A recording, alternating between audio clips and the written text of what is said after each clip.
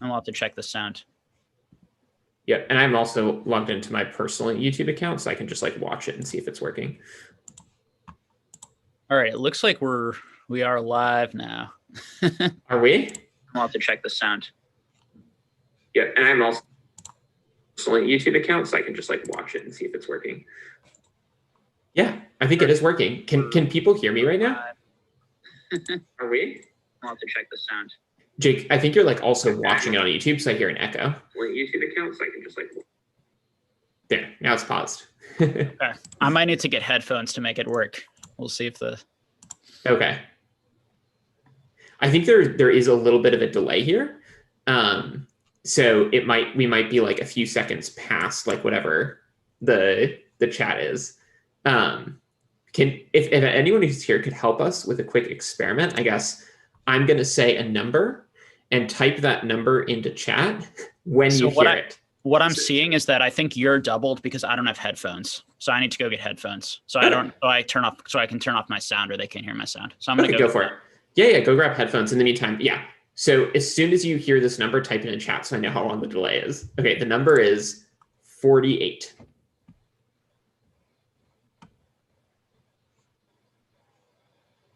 Still waiting. I think the delay is a bit longer.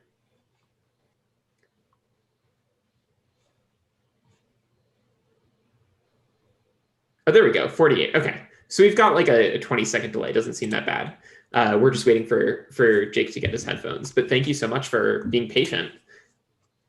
Wow, a lot of people got the number right. Every single one of you deserves a prize. Base set booster pack? Yeah.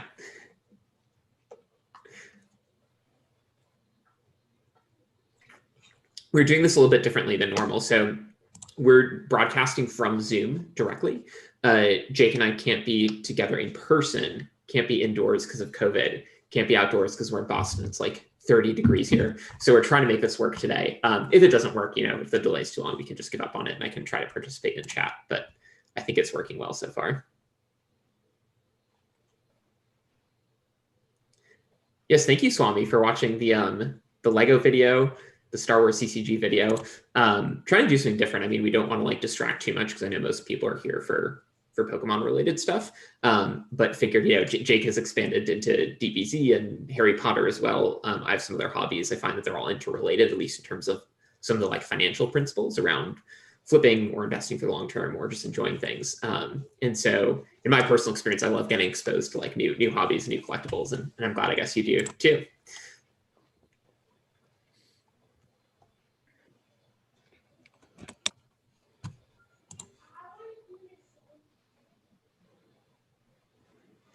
Jake, how are the headphones? Can you hear me? Yes, I can.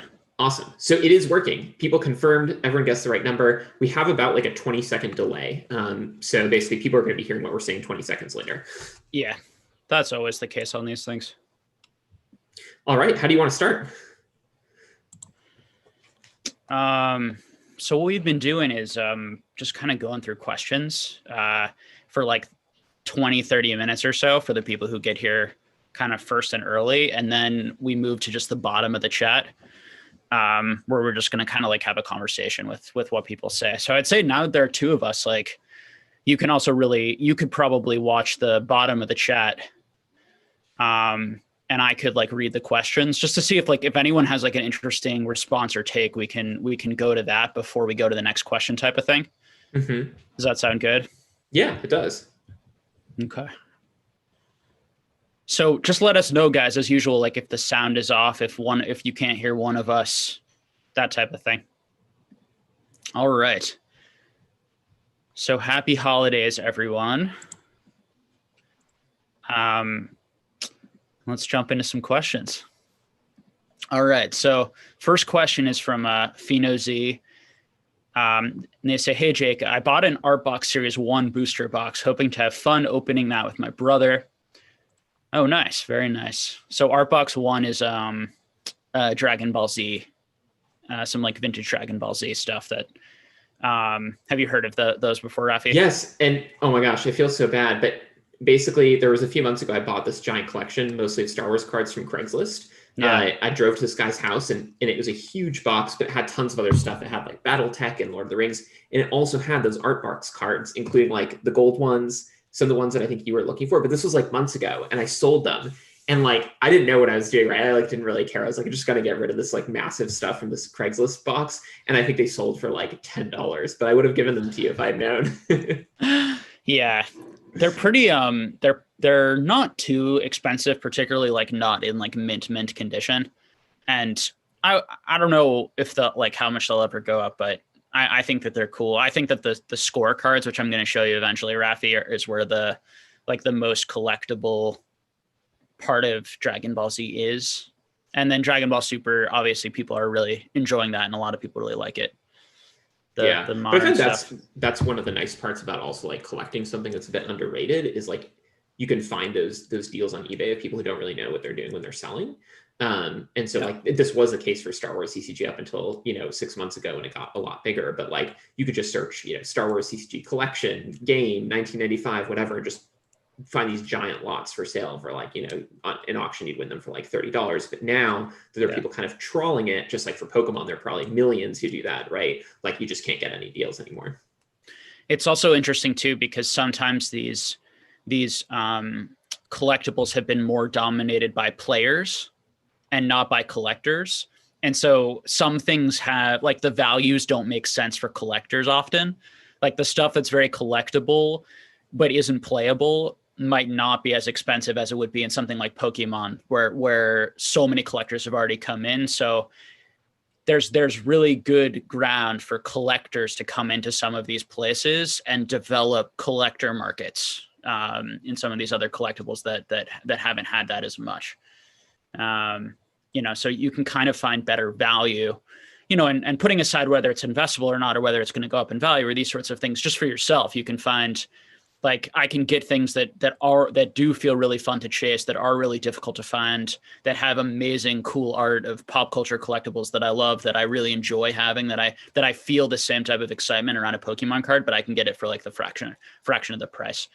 And there's also a lot of more safety in that financially. One, you're spending a lot less money. Two, these markets have really been built up, particularly like DBZ score has really been built up by people who are very passionate about it. Just like Pokemon was built up by people who weren't afraid of being called like nerds and dorks and just like really enjoyed it and were buying it for that. And so it never got the fad that Pokemon got. So you don't have to be as worried about inflated prices, people, running away, cashing out their entire collections because they're very passionate about it. There are a lot of gatekeepers in that community too who have kept it quiet, intentionally. It's why it's very hard to find information around it. So, but yeah, and I want to, on that note, actually respond to a comment I had seen in your video with Gem and Pokemon. yeah, Basically, someone saying, someone who's just friendly but critical of your comments on DBZ and being underrated and all that. And so yeah, I think I totally agree with the sentiment that this person was making of like Pokemon was just like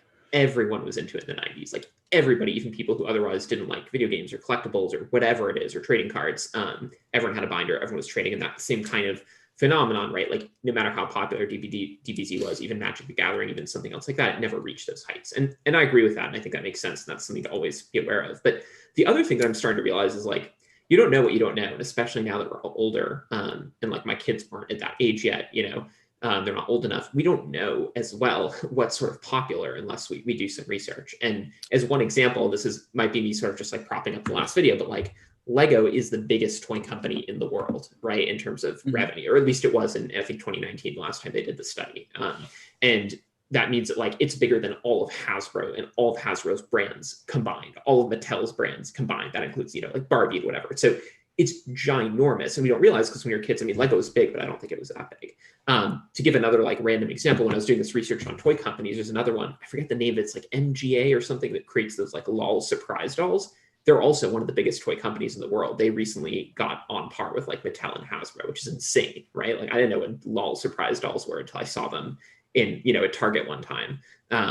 And so I think, when you're comparing things to each other, definitely be aware, like what was big, so big that everyone was doing it at the time.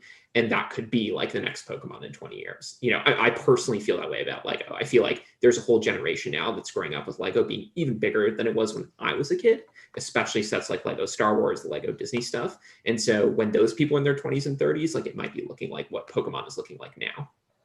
I think what's tricky is that it's sort of, cards in general are having a bit of a boom or a bit of a moment. And so whether it's Pokemon cards, Dragon Ball Z cards, Yu-Gi-Oh cards, which have really skyrocketed in price, the same, in a lot of cases, the same percentages as Pokemon right now.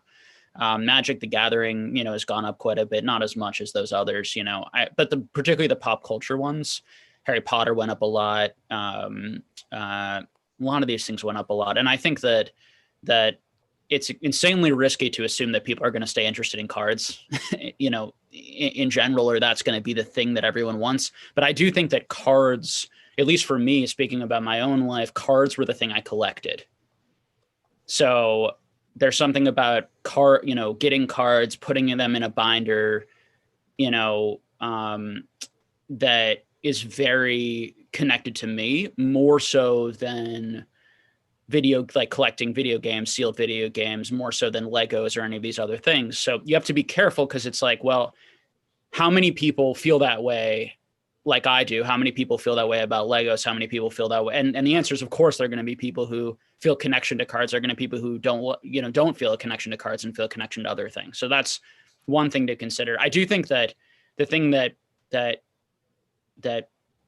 I think there are a lot of people who are saying how amazing Pokemon is because of the high prices.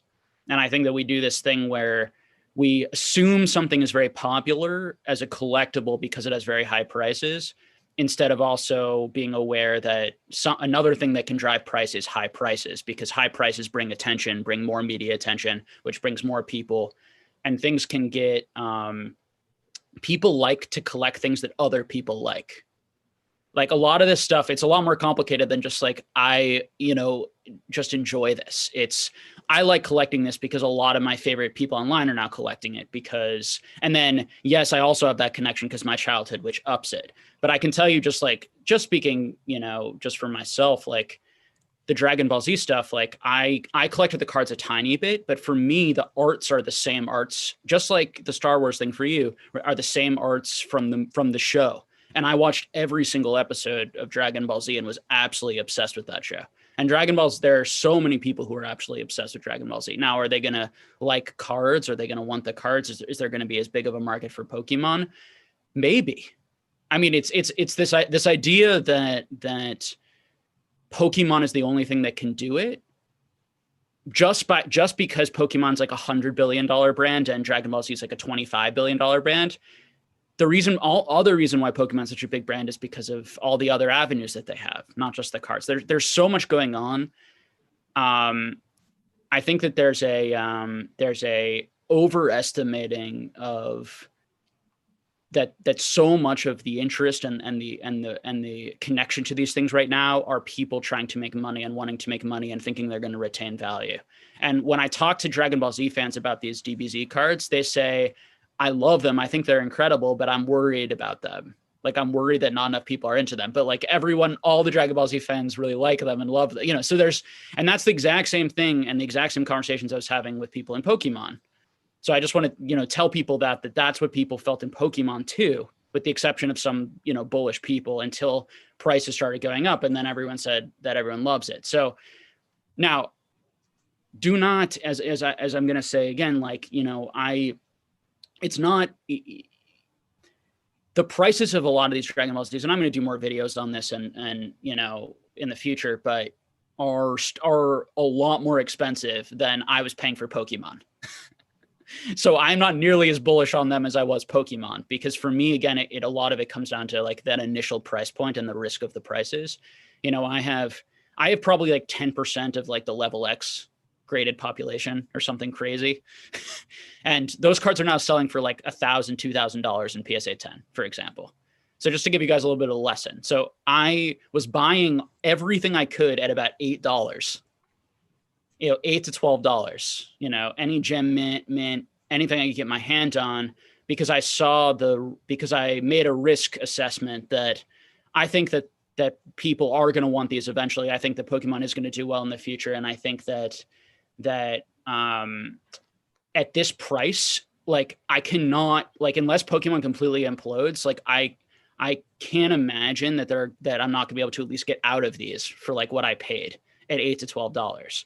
But would I've ever have expected they'd be going for like $1,000 in a year or 2 years after I was paying $8 for them? Of course not. And I would be extremely careful buying those cards at those prices. Extraordinarily careful, right? I want you to buy them because I have a huge portion of them. But there's a lot of like people following hype. And forever, the old guard was saying Level X was terrible, and then some of the bigger people, some influencers started saying Level X is great. And then you had people saying Level X is great. So I've just seen firsthand, I've seen the psychology of how quickly people change their opinions. And so what I do is I stick to my value assessments of things, to the rarity, to how popular I think it really is with people in terms of just their innate reaction to it when they see the card. So like when I see you look at your Lego set and you have an innate reaction to it, that's what I'm looking for. Not, oh my gosh, like Logan, like, did you hear Logan Paul is into it? Or did you hear this is going for $20,000? This must be amazing. When people are Logan's house is actually made out of Legos now. When people are talking about the money a lot instead of the card, you have to be careful. Are they interested and intrigued in the money? Or are they interested and intrigued in the collectible item? And I think that's all the stuff that I try to keep in touch with. But I would say definitely don't. First of all, Dragon Ball Z is pretty expensive already. And second, it's not like it's this completely undiscovered gold mine. And two, it's very risky. There are things in Pokemon that are less risky to put your money in if you're looking for stuff to hold value and investment than I would say Dragon Ball Z is. Although I think that Dragon Ball Z is a lot less risky than a lot of Pokemon right now, because it's made up more, in my opinion, of solid collectors. I don't see it being able to retrace like Pokemon would.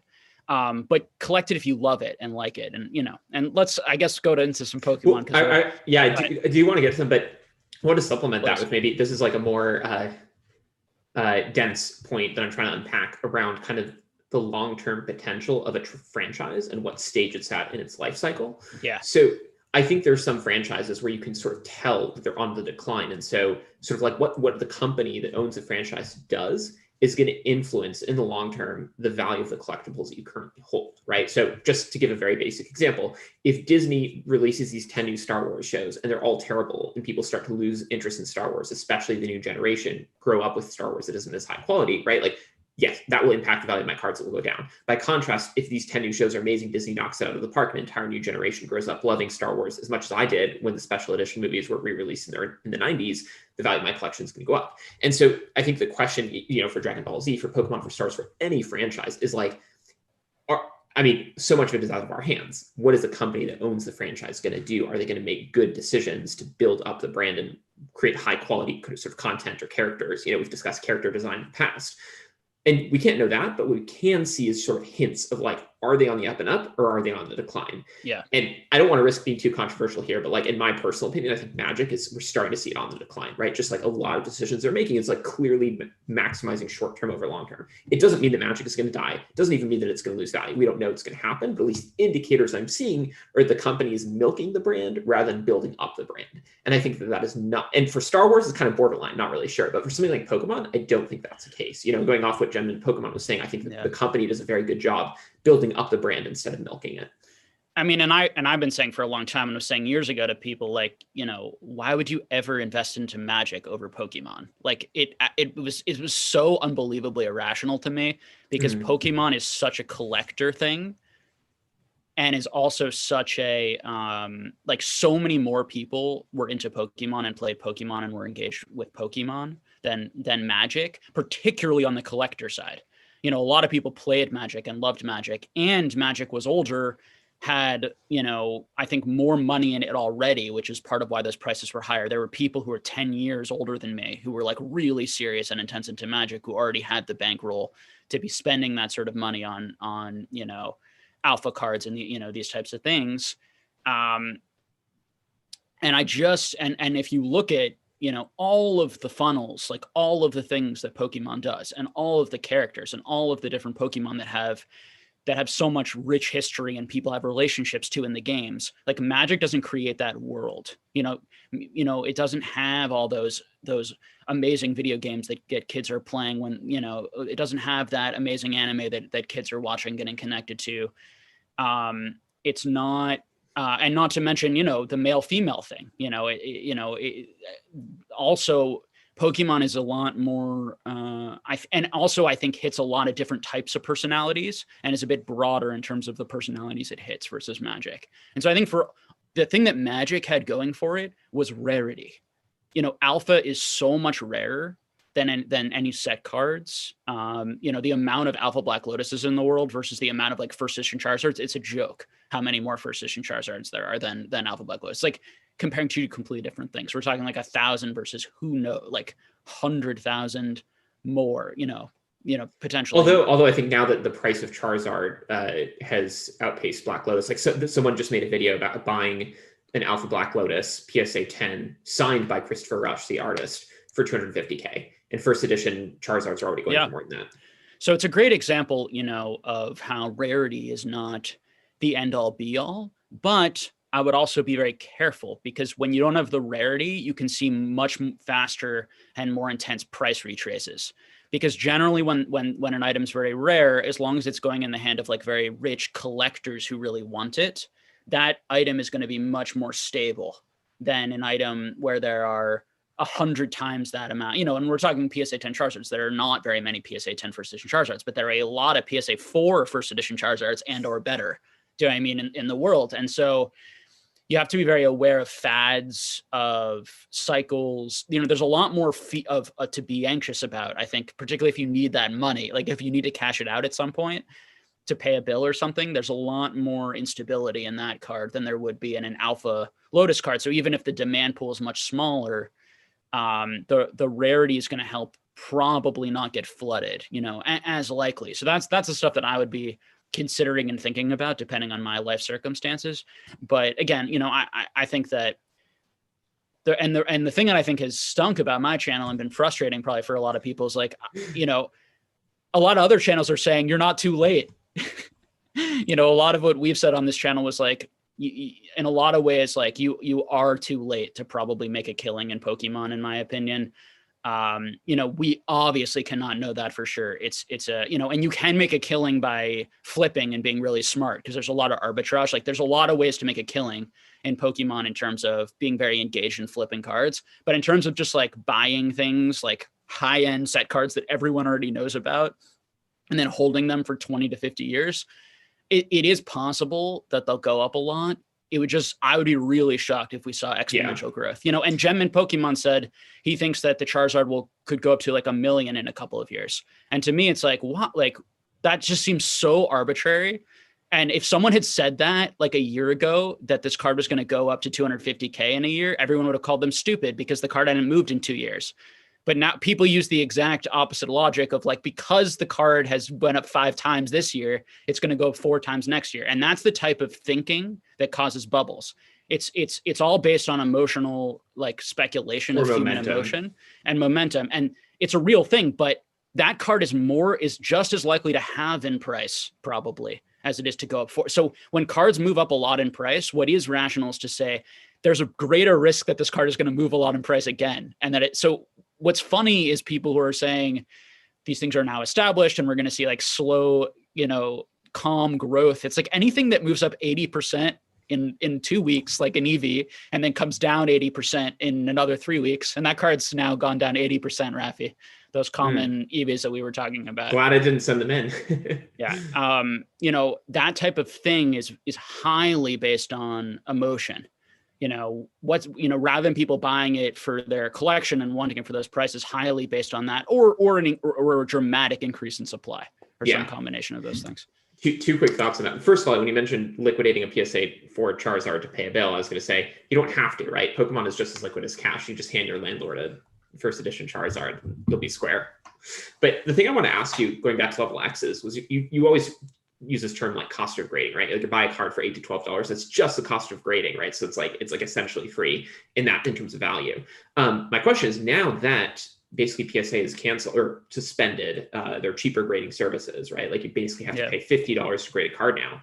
Do you consider, when you're looking at a price, like $50 is the cost of grading, or you still consider it like $8 to $12?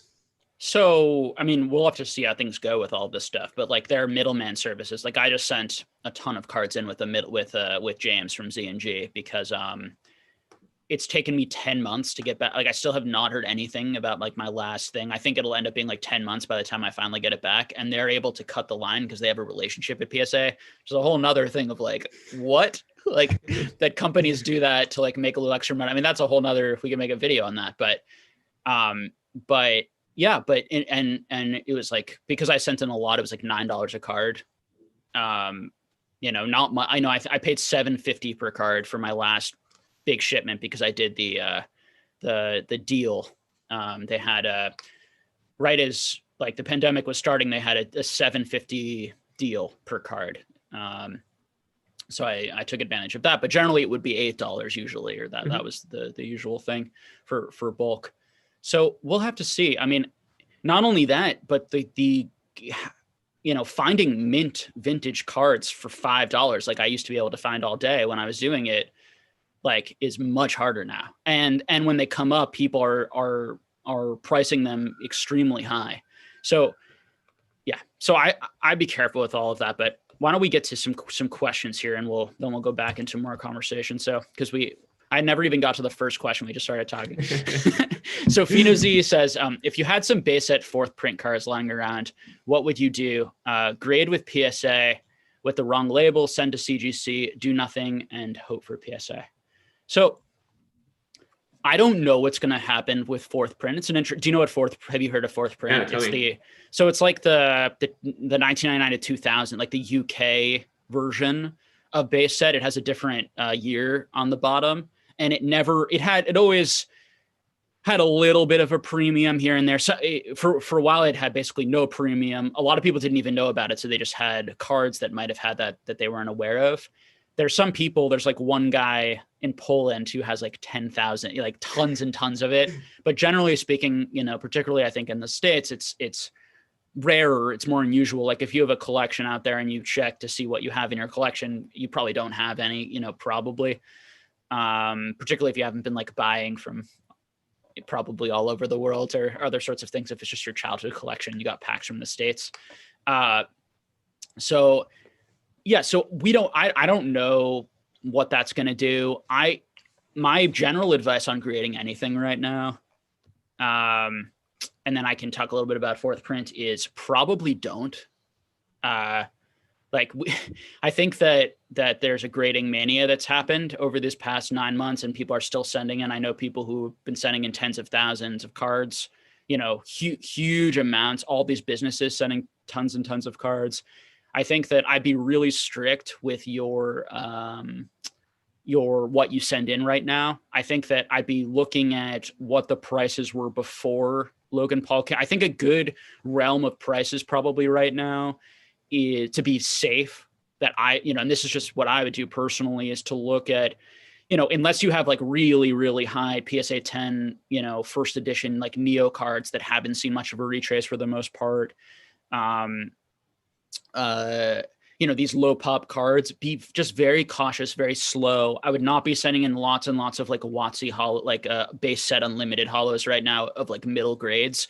If you're doing it for profit, right? If you're doing it because you think that you're going to make money on that, you might end up like, it might make more sense to sell those right now raw, depending on the prices you could get for them, because you're saving money on the grading fees. We don't know what the prices are going to be. Like that's the type of stuff that I think is going to flood the market. Now, long term, if Pokemon continues to do well and grows, the amount of like those 5s, 6s, 7s, and 8s, like they might get to a point where they're like can get to a decent level. They're going to be 40, 50-year-old items.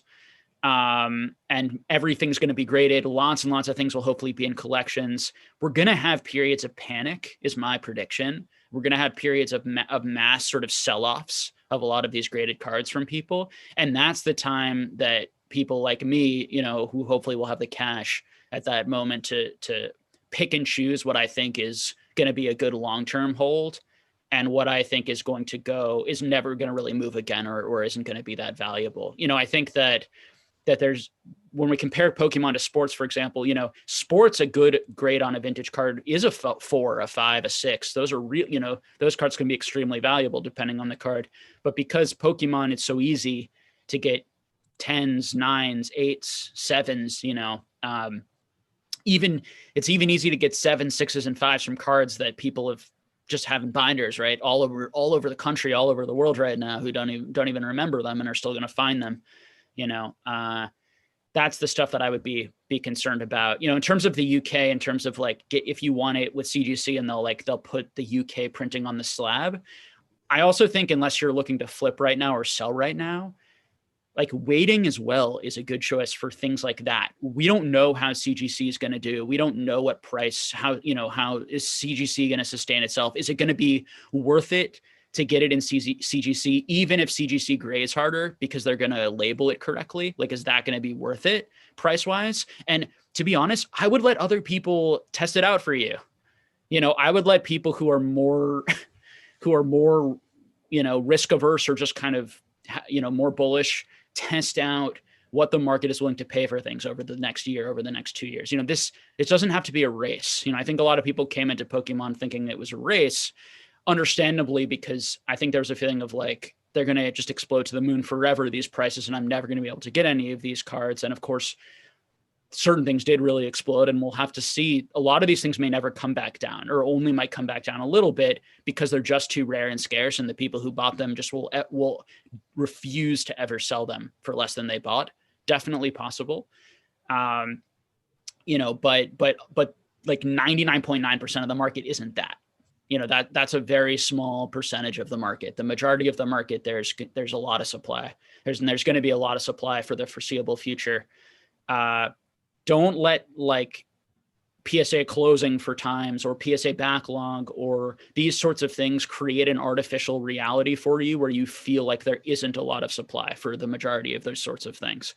Now, the landscape may change, right? In a year or two, in 3 years, I might say, you know what? Pokemon stayed really hot. A lot of these things I think have come off the market. I'm not seeing as many of these things come on. When I talk to my friends, they've sold their stuff. There are a lot of new collectors. Like, the space may change, but that's what I would do right now. I'd be very cautious, or I would be very aggressive. And if you want to sell, and if you're a seller and a flipper, I think it's a good time to be actually quite aggressive. Probably buying and selling a lot. I think that's, and flipping at those margins. I do think that one thing that can happen when you come down from a height, what can happen is that you can get, there are like little traps that people can fall into.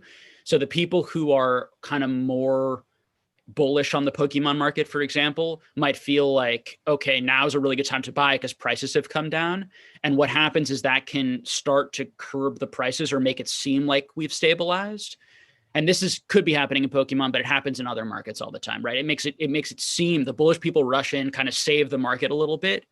It makes it seem like prices stabilize, but when they stabilize and they start going up a little bit, a lot more people who wish they had sold at the really high point then are like, okay, now I need to dump quickly because now's my opportunity to at least make some back of what I could have. Because there are a lot of people, I'm sure, are filled with regret right now that they didn't sell their unlimited stuff and they're holding, waiting for another opportunity. Could you give me could you give me a really quick recap, like on the retrace? Like, I haven't been keeping up with the markets. Like, what has retraced and what has not? So yeah, I mean, generally speaking, like things like base set unlimited, a lot of like the PSA 10 first edition cards, like the Charizards from like things like Team Rocket, Gym Challenge, Sky Rage, the main Shining, like the main Charizards have all retraced quite a bit. You had unlimited like PSA 9 Charizard. I was selling in the range of like 4,000 to 6,000, and now it's 1,500, roughly 1,400. But you were able to sell some of yours at the peak. I did. I sold some, and I sold one and I traded one away at 1,500. So I also, just to give you guys, and I'm not going to talk a lot about specific sales on this channel because I do want to keep like some things private of what I'm doing. but overall, yes, as I talked about on this channel, the stuff that I talk about on this channel is the stuff that I'm doing. I'm very transparent with that, but yeah, so generally speaking, the unlimited stuff, unlimited hollows like that have fallen, quite a decent percentage. And you also mentioned like that's a 75% drop from the very high for that Charizard, for example. The EV dropped about 80%, a little more than 80% actually. The dark, the Team Rocket Charizard, I think was selling around 5,000 now. That was at 12,000 at its height, 11 to 12,000. Skyridge was going for 23, 22, 24. I think I saw it sell for 14,000, 13,000, somewhere in there. So I would, I'd be careful. I think patience, nobody knows, like, it's so, and this goes back to what I was saying before, right? Like when I would talk about, like, I think this market's irrational, I would say it could double again. Like in this type of environment, people are so, like, the fact that someone is willing to spend $4,000, $6,000, $10,000 more than the last person or less than the last person is a sign that, that these things do not, like, we don't, as a community, as a heavily dominated collector community, hopefully eventually, like, have a fair market value sense of what these things can go for. And it's highly, highly emotional. So.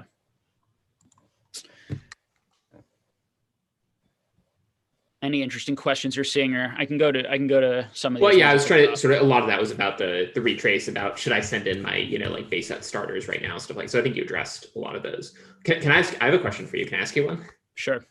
I guess I've recently had a couple of experiences dealing with difficult people, right? Like when you're just trying to make a deal with someone, and like, not that there was anything wrong with them, but people who like take offense easily if you make an offer they don't like, or people who just like communicate very sparsely and it's like hard to know what's going on, or people who communicate like a ton and they're like, and there's a part of me that it's like, if you're trying to like win in any kind of flipping, thing, or even in the long term, you want to look for edges you have over people. And maybe one edge that you might have over people is that you're more patient, you're more willing to work with difficult people, you're more willing to just be courteous and polite and sort of put up with it in order to make good deals that other people pass up on because they get turned off by those people. Yeah. The flip side of that for me is that just like, it's unpleasant, right? Like, yeah, I could like go out of my way to be very nice to them and patient, but like, it's not fun. It's frustrating to deal with difficult people. And like, this is supposed to be fun. Like, what do you do when you're in those situations? Yeah. I mean, to be transparent, I've met some people with like really huge egos that like think like, that have these ideas about their cards and the idea about themselves. And I will and have sucked up to them to basically buy their cards from them, which is like pretty icky on one level, because it's, I'm realizing I'm making a tactical decision, as you were saying, that, listen, I really want the cards that they have. I don't think that they understand the future value of these things, but they like need their ego basically like petted, in order to sell. Like, I need to tell them how great they are and how smart they were for doing it and congratulate them on building the collection, like all that sort of stuff. It's not my personality to do that stuff. Generally, I way prefer just like being very upfront and transparent with people, but I'm willing to play the game sometimes in those moments. And for me, it really comes to that place of like, I'm not going to change them in this conversation. Like, I'm not going to like convince them that like, maybe like chill out a little, man. Like I want these cards, but like, if I don't, and if I like push back a little bit, they'll like learn a lesson and like treat the next person better. I think it comes from a pragmatic place of like, this is a person who they may not even think that they are rude or that they are difficult to deal with in business. They may think, that what they're doing is perfectly fine and normal and not bothering people. And I don't feel like I'm going to change their mind, and I really want something from them. So I'm going to play the game to get that. Yeah, there's an interesting analogy where it's like everyone has a different perspective, I think, on like making offers, for example, right? There's some people who think that like haggling, like just any form of negotiating or haggling is like offensive, right? And it's like you should just trust people and say yes or no to their first offer. There are other people for whom like haggling is the norm and like that's what you do and it's not offensive at all. it's very similar. I read this study about how people perceive interrupting conversations. There are some people who they think if someone interrupts them, it's incredibly rude. There are other people who think if interrupting is a natural part of a conversation, everyone should do it. You know, so everyone has a different personality. Everyone perceives these things differently, and I'm totally fine with that. I'm totally aware that for some people, haggling is a turnoff. For some people, it's exciting. But yeah, what gets me is it's when people like are taking offense to me just like trying my best to be courteous, right? Or have those giant egos, and like after a certain point, it's like that icky feeling you mentioned, like yeah, I could do it. Like I'm not, you know, I feel like I could be charming and make those deals work, but Yeah. it's just not, it's like not fun. It's like, this is supposed to be a hobby, and Oh I'd yeah. rather just deal with like nice people and get to know them, you know? It depends on how good the deal is, right? At the end of the day, Exactly, Raffi, you exactly. know what I mean? It's like, Yeah. well, if I like if I'm like getting this for like 2,000 under what I would like pay, I'll like suck up to the guy Yeah. a little for a few minutes. If it's like $5, oh, absolutely not. My respect and self-respect and dignity is worth more to me than, you know, than I don't care. You know, I mean, I've had plenty of guys where I passed up on deals because of that, where I would have done the deal if I liked the person, but it wasn't like a once in a, you know, month deal. You know, it was like maybe like a once in a week deal, you know, once in a, you know, and I think that those I'm just personally happy to pass up on. And I'm sure a lot of people feel that way, you know, and I think dealing with me, I'm open. Like I'm a pretty, I think, you know, I've irritated some people that I've negotiated with because I'm pretty tough. You know, I want to get, I'm upfront that I want to get, you know, a price that I want to get. And I often don't budge from it. And I quote facts about the market and that I think I will get this price because of this, you know, and that if I wait, you know, this or that, and I stick to my guns, and that can really, you know, bother people. I try and be like really polite and nice about it. And I'm always saying things like, you know, I'm not upset at all that you're not coming down, you know, no hard feelings, you know, but I won't be, bullied, I don't think is the right word, but I won't be pressured off of my price by someone's emotional upsetness that I don't want to pay them their price. And I think that I've certainly experienced a lot of that, of like, my cards are worth so much more than you're willing to pay. And I say, you know what, like that's what they're worth to you. And you're looking to get this amount. But generally with this large of a lot, this is what I've been paying. I've been paying 60 to 70% on it. When I get it this way, I know if I'm patient that I will be able to get that. I have these connections I can get it to. I tell people selling to me is probably not the best bet often because I know frankly, I know the market really well. I know, like I have a sense. I think, you know, I'm gonna try and get it as low as I feel like I can get it, generally speaking. And I'm not gonna nickel and dime the person, you know, on big deals, of course, but you know, whenever it's a significant amount, and you know, so it's there are a lot of, you know, and we're being kind of harsh and blunt today, but there are a lot of people who just are very exuberant coming into the market, really badly want the cards right away. And those are generally the people that are going to pay the top dollar, are going to pay the most, you know, particularly if you have a brand. I know there are people who pay, like, who buy like things off of like, you know, TCA Gaming's page or Scott Pratt's page, I think in part because of their personality, because they like them, they want their car, you know, they want a connection to that YouTuber, and they'll exuberantly pay, you know, well over, you know, their buy it nows could be well over what they might get if they were patient and went on Instagram and developed a network and saw what was out there.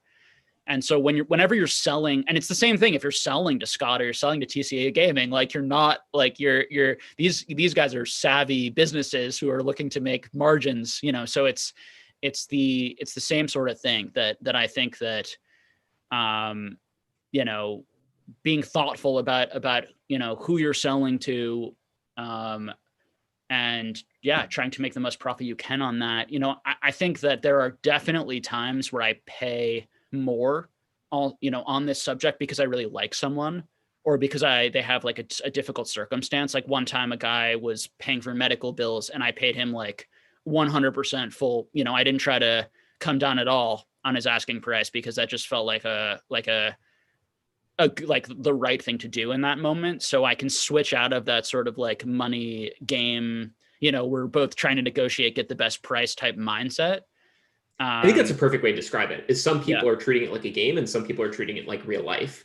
And for me, I often treat it like a game. It's like we're both just trying to, make the best deal. Part of the hobby is like how much, money we make or lose. But then when the real life stuff comes in, right, either because of people's emotions or like real life circumstances are legitimate, like you could just like turn that off, be like, okay, I'm going to treat you like a human being now, not like another player in a game. Yeah. And I think that it's healthy to be able to switch in and out of that and also know who you're dealing with and, enjoy that, as we're saying, you and I think both light up, right, and get interested around the just the we can say the game theory behind getting a good deal, negotiating. Like you and I play games together. We love games. We love trying to outsmart one another. Get the best of one another. We're both highly competitive when we play games. And it's very fun and enjoyable in part because I think there's that unspoken like we're both gonna try and win this and take it away and I think that there definitely are going to be people in this market and that are it's not about that to them, right? They're more coming from a place of like these cards are important to me. I want them to go to a good home, to someone who's going to really care about them. And they could get the wrong impression from you that you're more in it about the money in the game if you're negotiating hard. And I have run into that, with someone and explain like, no, I do both, and also when I sell, like there are people that I give really good prices to sometimes who contact me, who I've been talking with for a while, because I know that they'll really appreciate the card and that they're looking for the card. And cards that I would never sell, like that normally that are part of my permanent collection, I will sell to people who I like, and have been nice and I feel like care about the hobby and are not going to flip them. So, all of that is happening and all of that is true. So it's definitely stuff to think about when you're negotiating. Or speaking of the game point, right? It's like I've heard people say like, oh, like I've literally lost friends over Settlers of Catan or whatever other games people criticize for making people too competitive. I feel the opposite, right? It's like the whole point of a game is that for a brief moment of your life, you can sort of switch off that part of yourself that has to treat people a certain way, and you can just completely immerse yourself on like trying to win the game and like strategy, negotiation, all that stuff. You're treating other people around the table like players, right? And then as soon as the game's over, you switch it back on, your friends. But like I never understood that, right? Like if someone was like savage towards me during game in terms of their strategy and negotiation, right? Then like we'd be friends for longer, right? Because it's like, oh, I love playing with you, as long as again you can turn it on and off, like you said. Yeah, I think that for me, it gets the best of me sometimes. For me, I will like swear under my breath, or like I'll even go further than I wished I did in a game in terms of my emotions, because I am so competitive. Like, I play in like a basketball league and I'll just like scream and swear sometimes. Like if I like mess up 3 straight plays or something, or like just a bad, like I will, and when I tell people that, sometimes they laugh because like they know the social worky therapy Jake who's like this calm, very patient, and it's because it's not because one is me and one isn't me, but it's because of the appropriateness of that circumstance. But I will say the danger, I think, of the competitivism is it can go too far, and for the sake of winning, you can cheat. You can start to cheat. You can manipulate. You can lie. Like competitive natures can get the best of people and do things that I think are unethical in a game setting. Like even, games need to have some sort of equity, rules, fairness, even in those competitive landscapes. But ethics is tough. Morality is tough because everyone has their own personal sort of like opinion on those things and like what is okay with them, what isn't okay with them. And, so trying to have like a collective, the only way to have a collective discussion, which we try to do on this channel, is to encourage people to share what they really think, even if it disagrees with you and me. And then we can have like a civil discourse about why they view the world differently, why they think this, if I think that seller is really behaving unethically and it icks me out, but you don't, or you think my criticism of them bothers you, having that discussion with the knowledge that like none of us should be in control of this hobby or define what is ethical within this hobby. It's a constant sort of social experiment, like everything else, where we're constantly evolving the hobby by talking about the hobby. And you and me having this channel and sharing our opinions is affecting the hobby, to some small degree. We're putting it out there. People in the comment section who share their opinions, I read their opinions. I reflect on your opinions, particularly often when they disagree with me. And that shapes me. And then what I say then and then other influencers hear me and they talk about what I'm talking about, and it moves around. So yeah, absolutely. I love that way of putting it. I also just, before we leave this topic, going back to what you said, your self-respect is worth more than, a $50 deal, but less than a $2,000 deal. So one of the comments here, right? You could buy Jake self-respect for a first edition Blastoise. Yeah. I'm trying to think of like the most I remember with this one deal I was doing, I was living with like one of my best friends and I was just venting to him about this really annoying deal.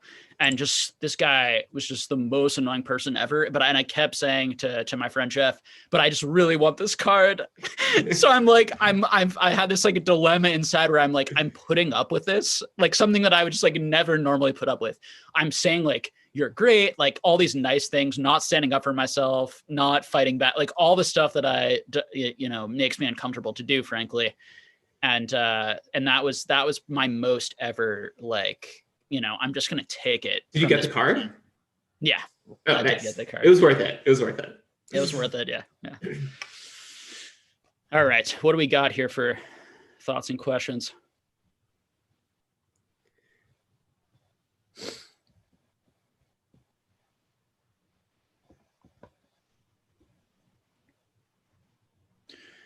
I might go back to the beginning and just pick a few out. Yeah, that sounds good.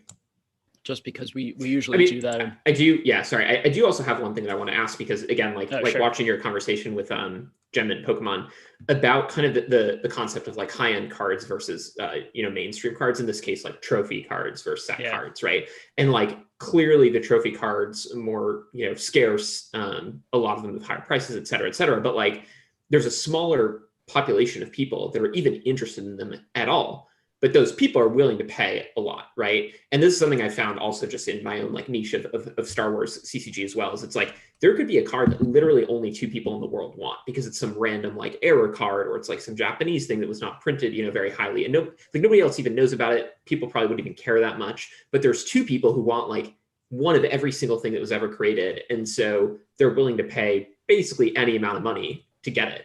Right. Yeah. And I think that's a really interesting phenomenon.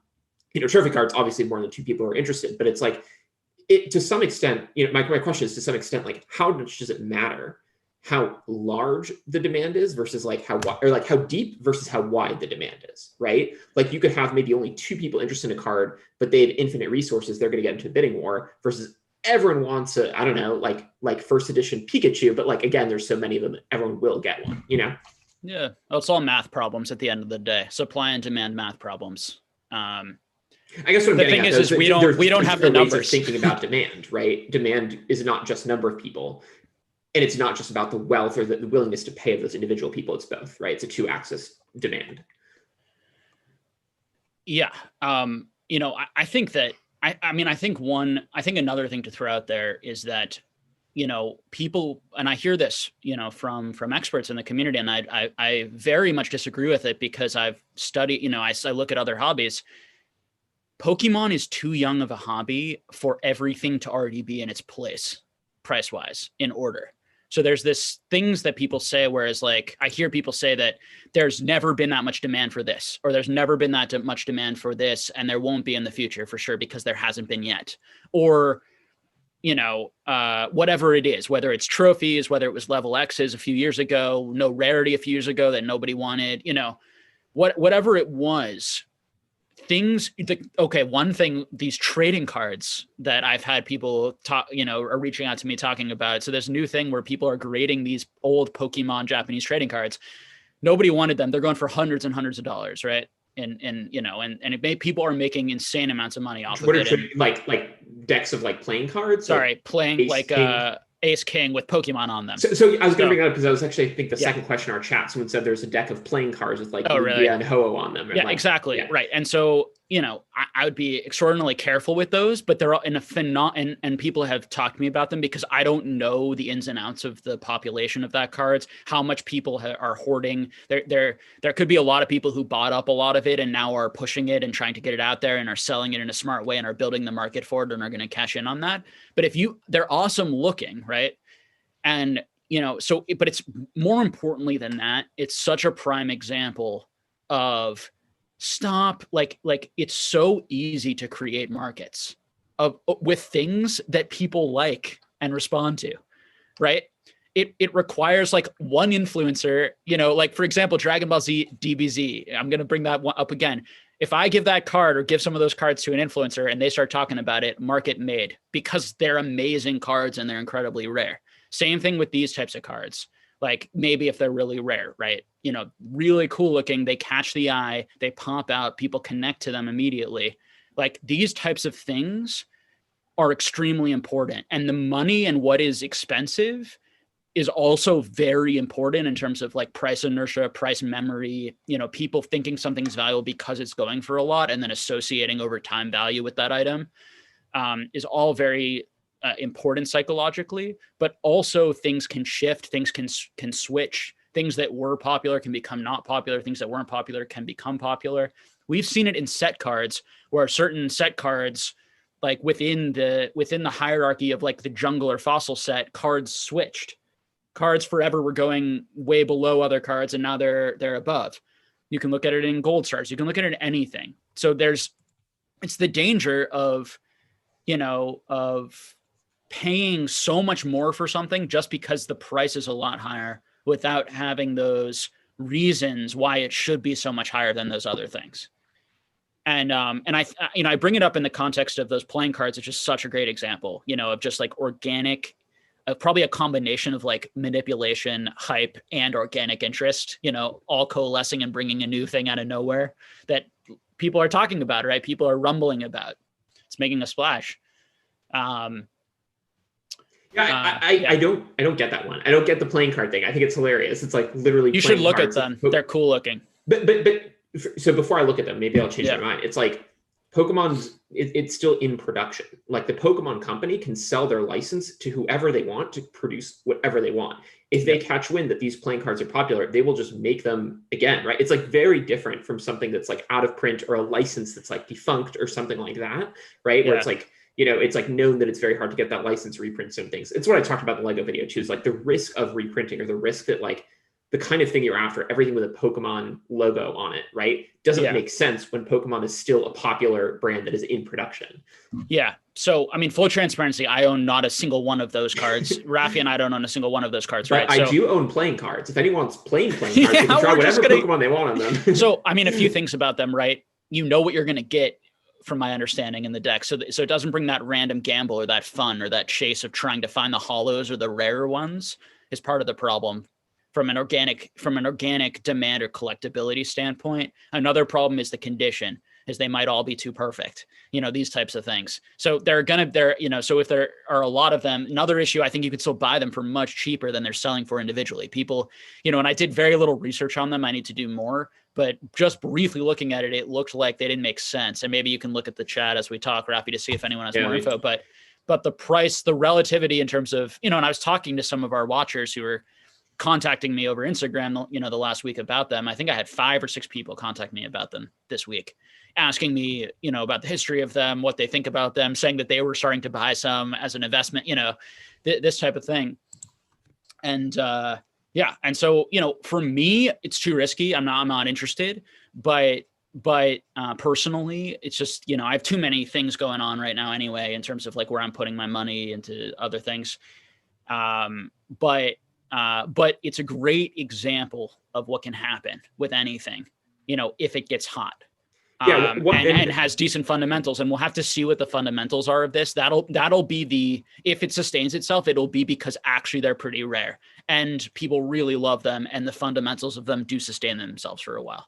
I mean, think about it this way: with the actual Pokemon trading cards, you can only play one game with them. With playing cards, you could play hundreds of games. But speaking of like going up and down the channel, right? Something I'm very curious about.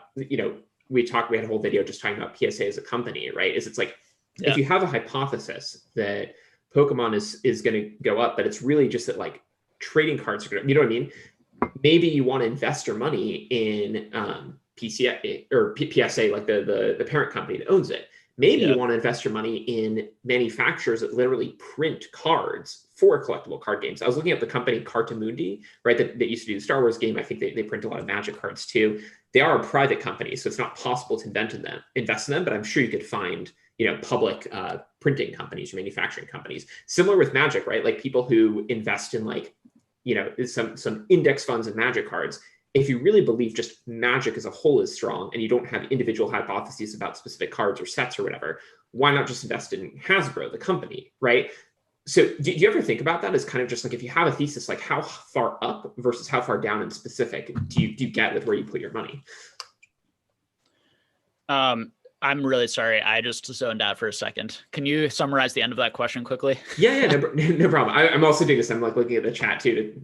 I was like reading the chat, trying to listen and think of an answer I was going to give to maybe someone in the chat. I'm sorry. If you have an investment thesis, how high up versus far down do you go? Would you invest in a company that literally prints cardboard cards, or would you invest in like a very specific one individual card? Like when you do that kind of research, right? Like how far up do you go?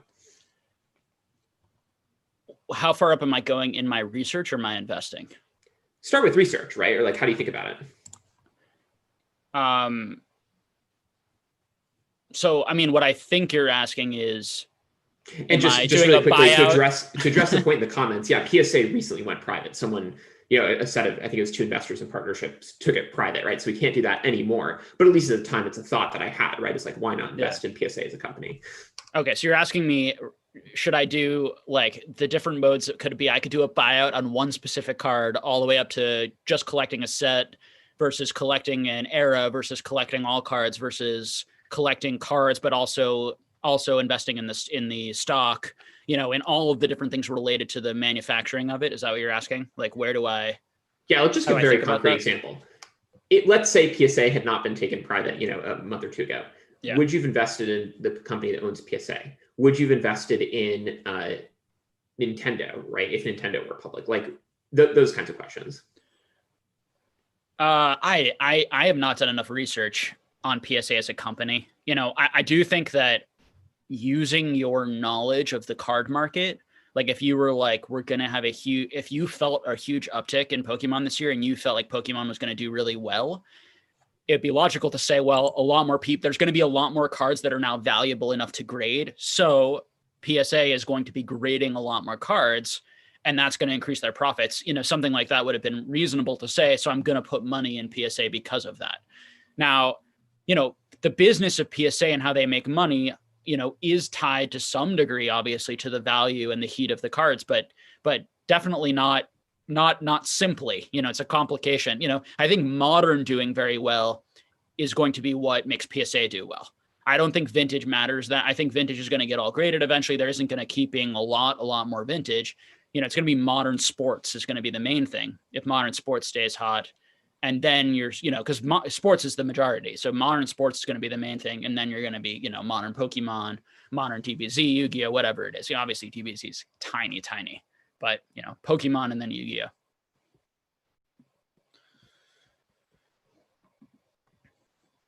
All right. So Raffi, you need to go shortly, right?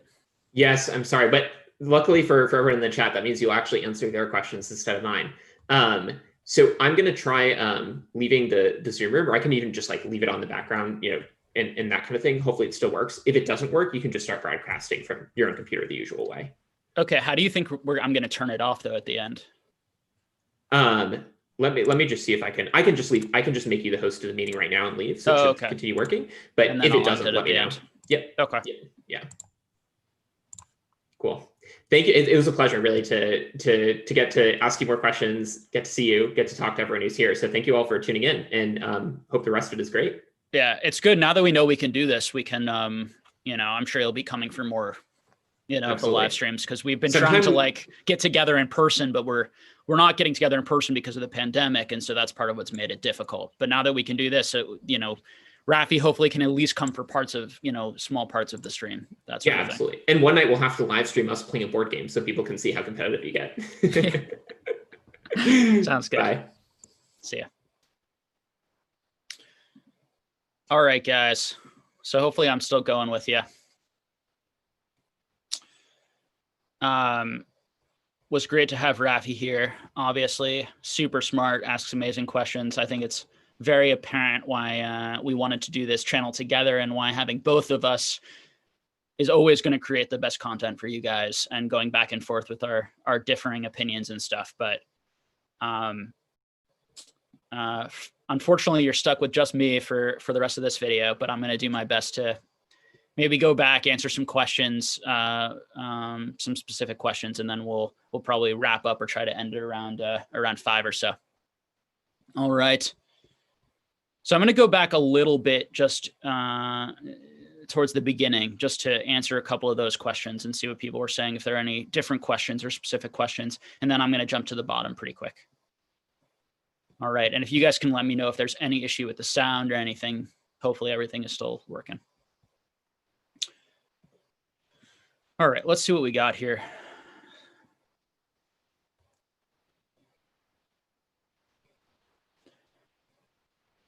So Garrett says, yo, what's up, Jake? I've been looking into Neo and Expedition cards for investing. Would you recommend those series or something different? Would love to hear your opinion. Thanks a bunch. So,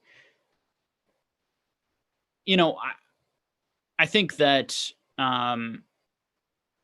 it's a risky time to be investing in anything Pokemon, in any set cards, and in any trophy cards right now. And I think that I've made that pretty clear on the channel. But what I do say is that things, know your value principles and trust them. And to me, understanding that those sets are rare, Neo in particular still has, I think, incredible demand, even potentially underrated demand into the future. So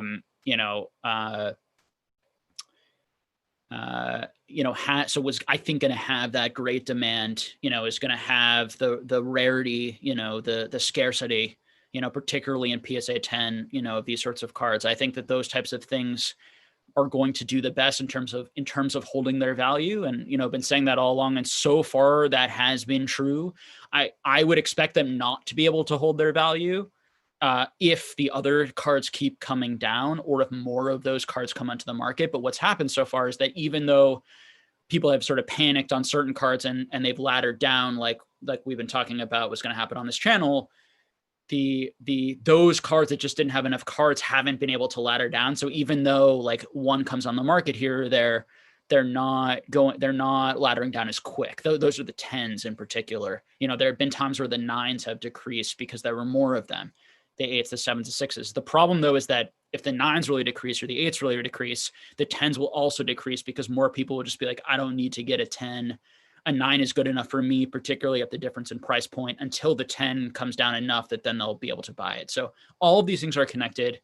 I really like Neo. I like the E-Series. I have not sold my Neo or my E-Series. So generally the stuff that I sold or was very aggressive at selling was the stuff I was talking about on the channel that I thought was overrated.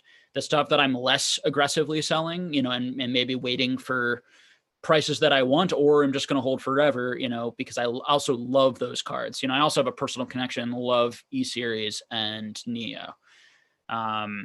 So,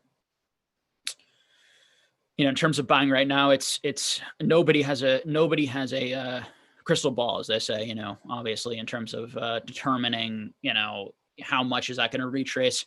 Maybe everything's going to recover a decent amount and stabilize. Like, it is possible, I will let you guys know when I think we're at a stabilizing point. I'm not convinced that we're at any sort of stabilizing point right now. I still think we could see quite a bit of fluctuation. We could see quite a bit of fluctuation up before we then come down. We could see quite a fluctuation down, then come back up. I'm not really sure. I'll be with you guys the whole way through the journey. I love Pokemon. I'm not going anywhere. Prices going way up, going way down doesn't scare me away. So what I expect, during these types of sort of mania type periods, very hype driven, emotionally driven type periods. So, and with that, so I think that, patience, having a plan, hedging your risk. So that might look like, I'm going to buy like one PSA 10 from Neo. I'm going to buy one PSA 10 from E-Series for now. I'm going to hold a little bit of cash. I'm going to see how that does over the next 6 months. And then I'm going to buy another PSA 10 if it's maintained its price or come down or gone up a little bit and reassess there. I think those are all reasonable ways of looking at it. Basic Trainer says, I have a theory. I'm a 90s kid.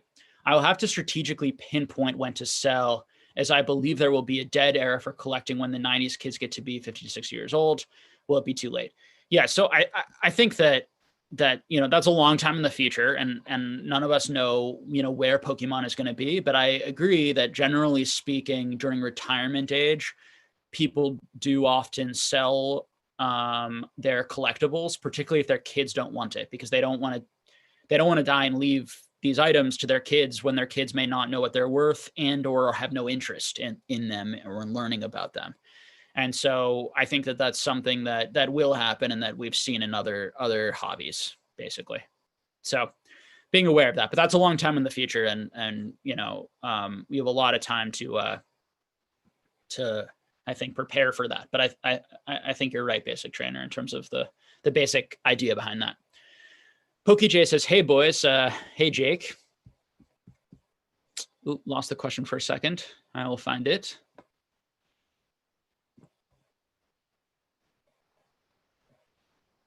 Oh no, it just won't let me back up. Oh no, I'm sorry, man. It won't let me back up further. All right, I'm gonna jump to the bottom of the chat and we'll see what people are talking. So if people want to ask me any more questions now, they can, or re-ask me a question that they asked. Please re-ask your questions, and I'll jump to the bottom and answer some of them. Okay.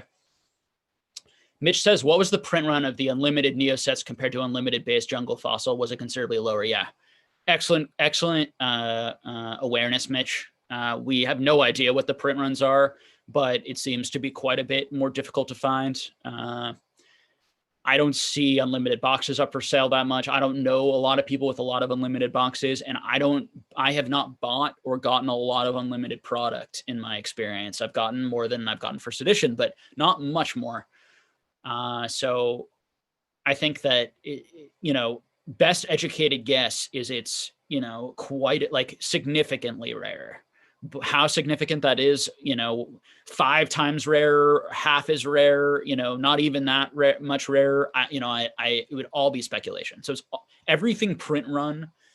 All of that stuff is going to be speculative from anyone in the hobby, and just based on the pop reports that we see and our experiences and buying lots and lots of collections, knowing what other high-end collectors have, like knowing the breakdown of certain like what other huge collectors have in their collection, knowing how much they got of that, when they got that sort of stuff gives you insight into how much might be out there, but nothing definitive.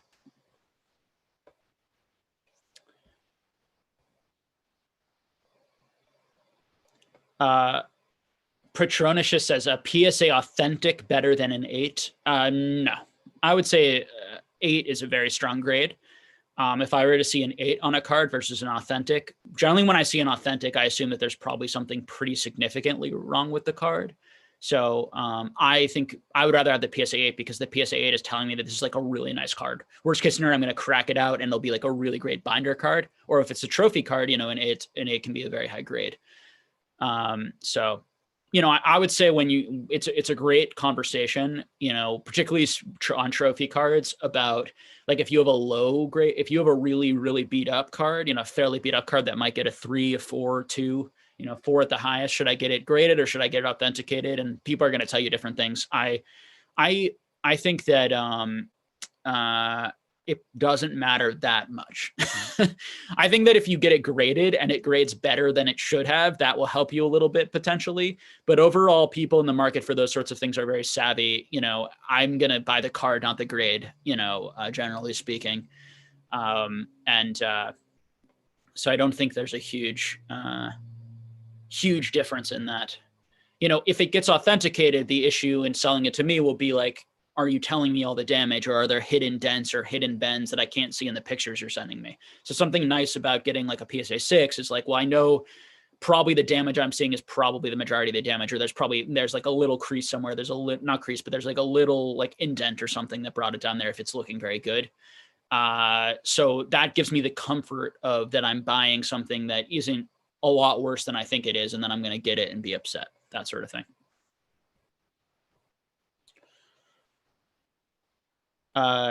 George Bot says, hi, Jake. You talk about how you wish there was a website that's better than PokemonPrice.com. What features would you want that PokePrice doesn't have? Yeah, so the number one thing would be it's how far that is behind. The number one thing would be speed and efficiency, and also somehow an ability to take out things that are relisted. Would be another thing, like things that don't obviously go through because they're then relisted with the serial number on eBay, and that it would track that somehow. So, but the main thing would be the speed, that all the analytics, everything is really up to date, because often the stuff is like a month behind, or at least a couple weeks behind, depending on the analytic you're looking at. But that website's awesome. It's, they make money off of like putting ads on it, but like they don't charge a fee for it, which is amazing. And that's and they do a service, certainly having that as a service for the community.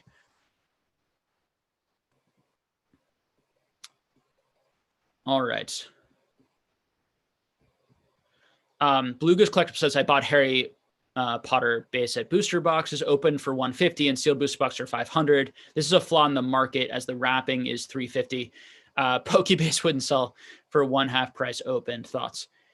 Yeah, so I think that part of the issue potentially with Harry Potter, if you're really thinking of investing in it, is like, I think that the boxes in and of themselves may hold a lot of the value sealed as a sealed old collectible piece, and not so much the expected value yet from the cards. So I know some people who are getting into Harry Potter and are going to start grading the cards. We're going to see how those graded cards do. I think if people start grading the cards and they do decently, they have some value, you're starting to get $150, $200, $300 even maybe for a PSA 10, Harry Potter foil, if it's like in perfect condition, right? And because I think that they might have some condition issues. If it's really hard to get that 10, you might see the pack values go up because now you can actually get cards from those packs. Versus right now, I think that a lot of people are wanting them just for the display piece as a sealed booster box as part of their collection. So I think that's why you're getting that. And I do think that I'm not going to say that necessarily makes 100% sense, but I get people are buying it for the booster box right now, not for the cards inside. And in Pokemon, I think there's an element of both. Now there's a lot of the booster boxes that go for way over the expected value of the cards, like a lot of the Nintendo EX era, like a Deoxys box we could throw out there that goes for much, much higher asking prices than the expected value inside. A lot of that too is because of the intense rarity of that box and that people want that sealed box. And if you were to open that and sell the packs, now people, if you're PokeRev, maybe you can get a good deal, but theoretically I would argue that those packs, that are going to be a lot more of those packs than those sealed boxes. And so I would think, because people aren't going to actually want to open those packs, it would decrease the value quite a bit. Although in the Pokemon market, there's a much more established market for packs also. So that may not be entirely true, because people do actually just collect the packs as sealed product collectors. Could it get there in Harry Potter? It's possible. I don't think Harry Potter has some challenges that Pokemon it doesn't have, not to mention just the popularity of the cards and the people played with them, but also the rarity, the chase within it. It doesn't have that innate chase and some of the collectability elements that Pokemon has, whereas DBZ has a lot of those, the score stuff, the old score stuff. Poke Investments Plus, what's your favorite era card? I love the Dragonite non-holo era cards personally, and cards with prints of 2 different cards. Yeah, Dragonite non-holo era card is cool, in part because it was a bit of a mystery. And then we got to see one being opened from a pack not too long ago and see where it where it came in the pack. Like does it come in like the rare slot? Is it like an extra added card in the pack that they made a mistake? That sort of thing's kind of cool. I like that card. I'm not super into airs. If I had to pick my favorite air, it would probably have to be like a base set error. Some of like the major ones, maybe like the Ninetales, no damage, maybe the Ghost Pikachu, maybe, I don't know, but I don't own any, because I was just never that into them. But I do think that there are people who really like them, particularly completionists and people who want that added level of chase or intrigue and want to keep looking for new things. Like, I think if I completed everything, I might then get into errors, because there are people in the hobby who've been here so long, and when the prices were so cheap that they were able to basically complete everything and or the majority of things that they wanted to. And so I think then a lot of those people probably then went to errors, although some people are just attracted to errors quickly or right off the bat, for sure too.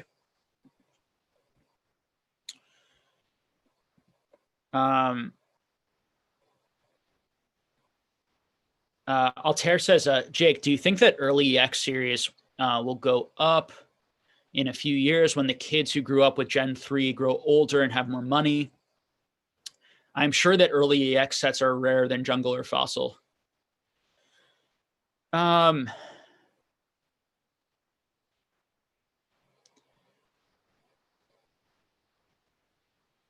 So I'm not exactly sure which sets you're talking about here. Like, if you're talking about like the early Nintendo EX, or if you're talking about like the full art,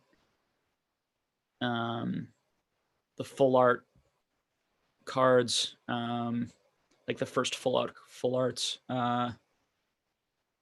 But I don't know is the honest answer. It's possible that there are people who underestimate some of those periods because they don't realize that the print ones were actually pretty low because the interest wasn't there that much at that point, right before it spiked, with like Pokemon Go or something. And it's possible that there will be people with connections to those things who do want them. It's risky. I do think that in the long term, having the first appearance cards is going to be important in terms of collectability. And so with Fossil and Jungle, you're getting those first appearance cards of the original 151, a lot of them. And I think that that's a big deal in terms of, like, if we look at other collectible hobbies and we see what people want generation after generation, they want the original. So I do think there's an interesting potential because, that they have new Pokemon, right? And they have first appearances of those new Pokemon. And there may be some first appearance Pokemon cards that were in some of those middle generations or right before X and Y, where the cards are actually pretty rare, pretty difficult to grade, and pretty cool. And that could be an interesting thing, particularly if it becomes a somewhat popular Pokemon somewhere down the line. But it gets like pretty speculative and just kind of like, could be, type of stuff. And you could buy it and see what happens. You could buy some of it and see what happens. I would say with that stuff, like, I'm not like definitely don't buy it type stuff. You're making a huge mistake, which is a good sign generally, I think, in this type of market. And so I would say if you really like them and you really enjoy them, they have a chance to maybe hold their value or go up. But I wouldn't, I think this idea that like things are going to be the next gold star or the next or this or that, I think hasn't really happened in other hobbies. And so there have to be a lot of firsts in Pokemon, which are possible, but risky. People were saying the same thing to me about level X's. They're going to be the next gold stars. People, and I think that's part of the heat that's been driving them to like these $1,000, $2,000 price points for some PSA 10s. And as I said in the beginning of this chat, I have so many of those cards, particularly in 9s, because the 10s are very hard to get, lots of the 9s. But I'm going to make, if the prices hold on those and I'm going to start selling, like, I'm going to make just unbelievable percentages. Like, we're talking about, selling $5 cards, $6 cards that I was buying only a year and a half ago, right? Not 15 years ago, that I'm going to be making, let's say I sell the $8 card for,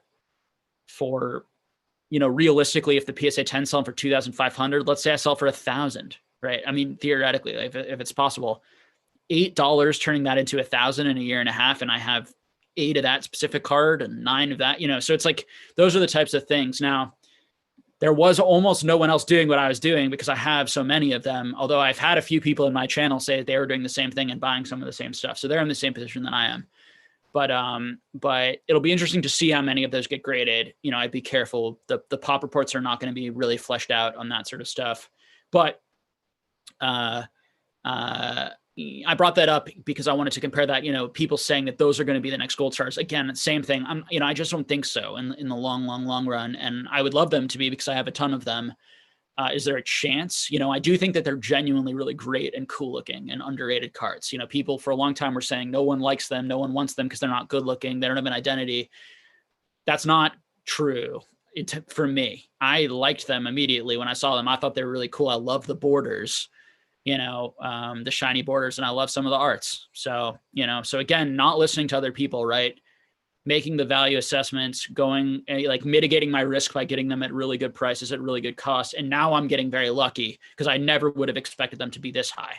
I would have expected to make 10 times on my money on those because I was thinking, wow, I'm getting amazing deals. These I can see easily, I could make 10 times on these in a year. Like I believed that pretty strongly and felt like there was rational reason to believe that. But to make 100 times, unbelievable returns. Silly stuff.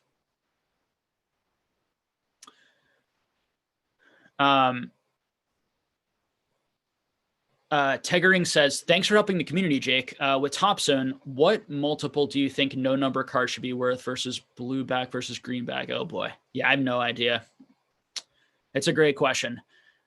That goes to the heart of a lot of the stuff we're talking about here, that these things are not established. And so hype is going to establish these things a lot, but try not to be driven too much by the hype. Try to be driven by the objectives. Like how many more of those no number cards how many more of the blue back are there than the no number, and how many more of the green back are there than the blue back? Are we really sure that the blue back was first? Are we really sure that the no number was even before the blue back? Are people willing to pay more? Is that consistent? Are we seeing that over time? Are we seeing prices stabilize? Very speculative, risky areas of the market, and there might be a decent amount more graded. And again, I have a lot of those. I love those cards. I think that they are historic. I think that they are cool. I think that they are collectible. You can go back to my 5 categories that I would, invest in Pokemon, and one of them had all of these cards, had Versus Series, Vending, like Bandai, Topsun, Cardos, Magi, Level X's, shiny cards from Diamond and Pearl, Shining Legends, not Shining Legends, the SL, the Entei Raikou from like the plasma sets, all those types of cards, we're being very slept on compared to buying like the new Charizard in PSA 10 that had just come out. And I still feel that way based on the price points, even though the prices of those cards have done a lot better than on some of them at least, and have really started to kick up recently. And in some cases have inflated way higher than I would ever pay or ever expect.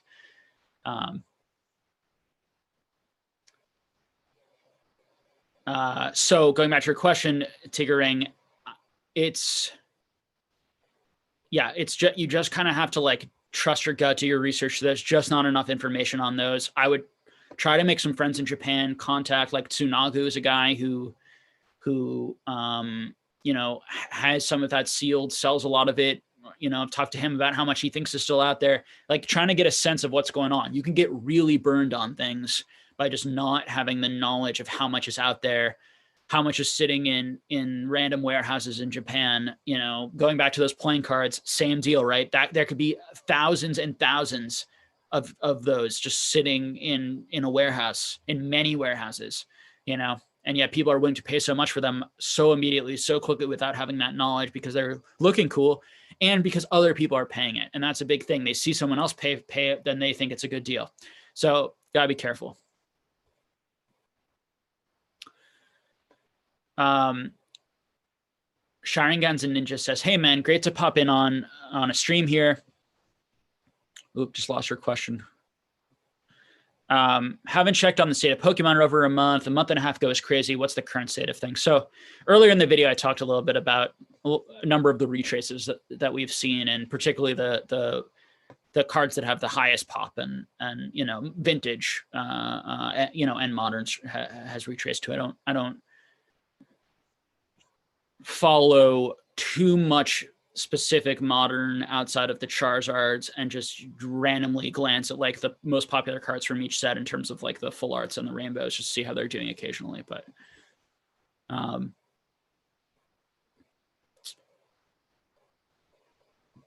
Tom Boss Music says, "Hey Jake, I joined when you were talking about the low mid graded cards. Wondering how you feel about similar graded iconic trophy cards, such as, for example, Unicarp, 99 Tropical Wind Trophy, Kangaskhan. I think low graded trophy cards, because they're so rare, don't have that problem at all, because just owning that card in any grade is extremely rare. So you don't need the grade qualifier to make it a rare scarce item." All right, let's see what's going on the bottom of chat here.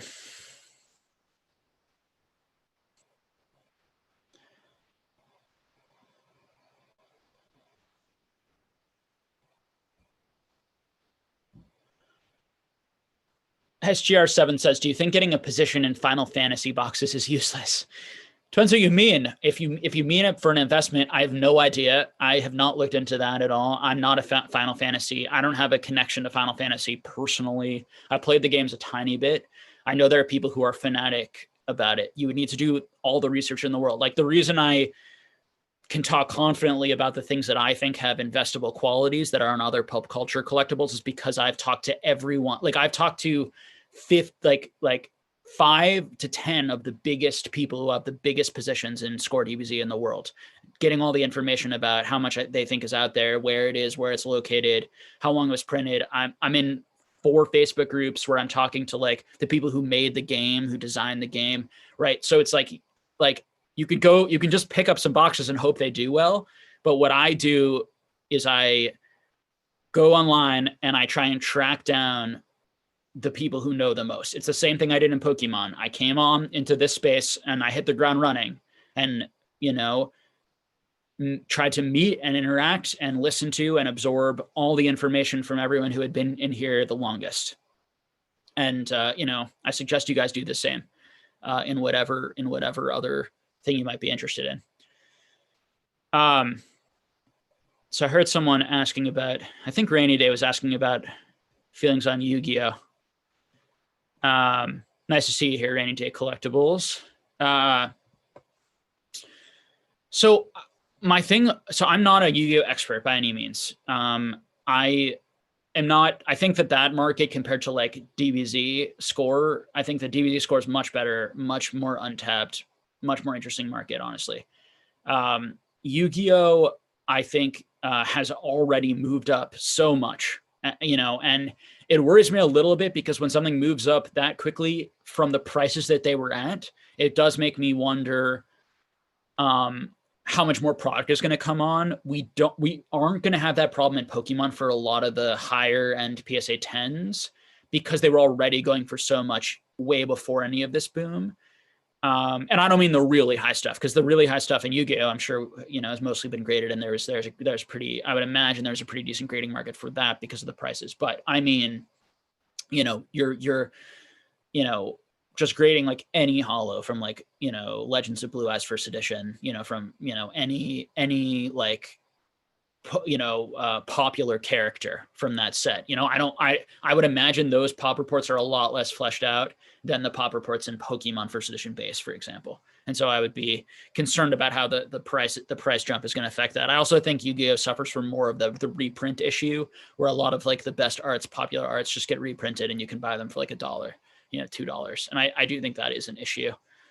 I think the Evolutions Charizard hurts the price of the original base set Charizard. I think base set 2 hurts the price of the original base set Charizard. I think the Legendary Collection hurts the price of all of those things. I think the fact that you have that art, that iconic art, printed over and over and over again, gives people more option to own that art, spreads it out, and decreases the value of what would be a higher value card. And I think we're going to see that in the long run.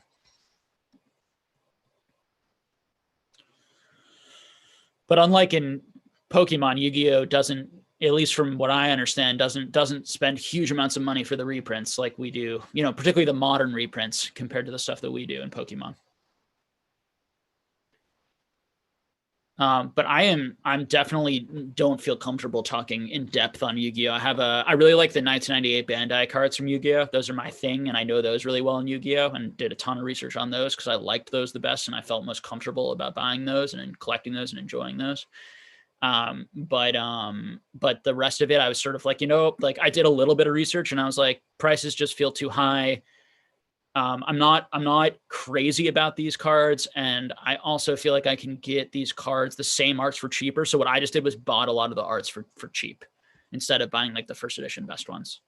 A lot of something that a lot of people are gonna do in Pokemon, and why a lot of people bought evolutions, right? Because they wanted those arts that they had when they were a child, and they wanted to get them for a lot cheaper. So, and that part of it was very organic in evolutions.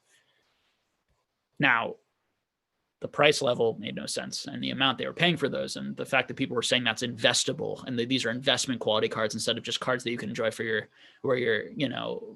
collection is what caused the problem with that set. And people hoarding the product because of that.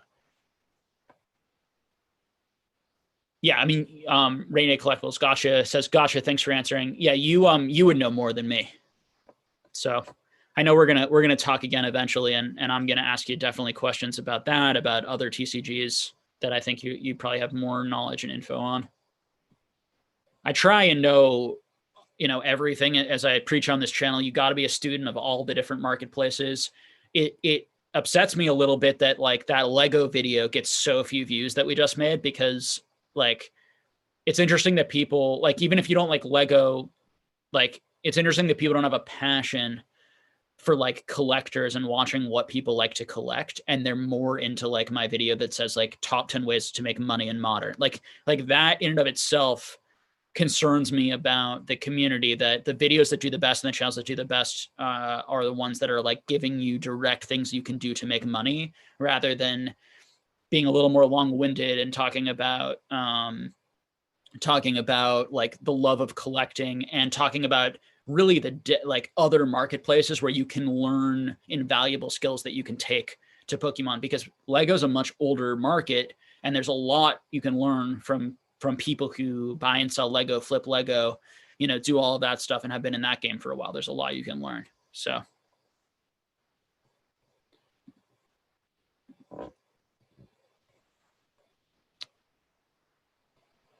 Scott Guy says, hey, Jake, I never get to make these due to working the night shift, but always re-listen to them throughout my night.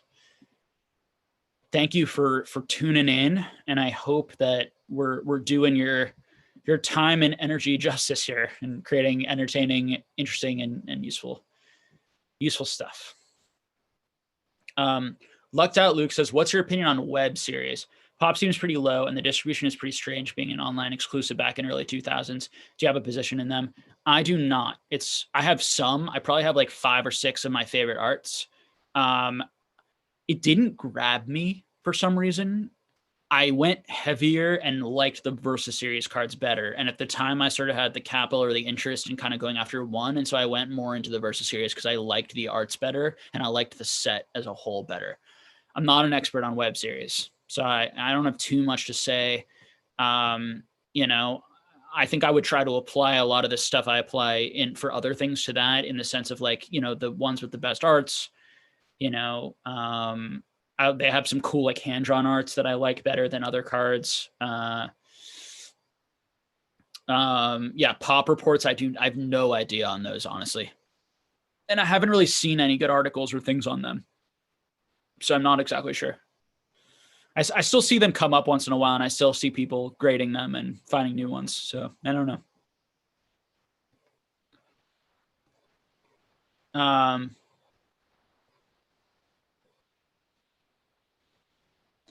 Blitzfray says, no matter how bad the Final Fantasy games are, the fan base is still fanatical, so I wouldn't worry. Yeah, I know that there are people who absolutely love Final Fantasy, and I love that people get like super into it and collecting. And so I think if you're to that person, I forget exactly who asked the question before about do I want to collect those cards? It's like, absolutely, like it, learn everything about it.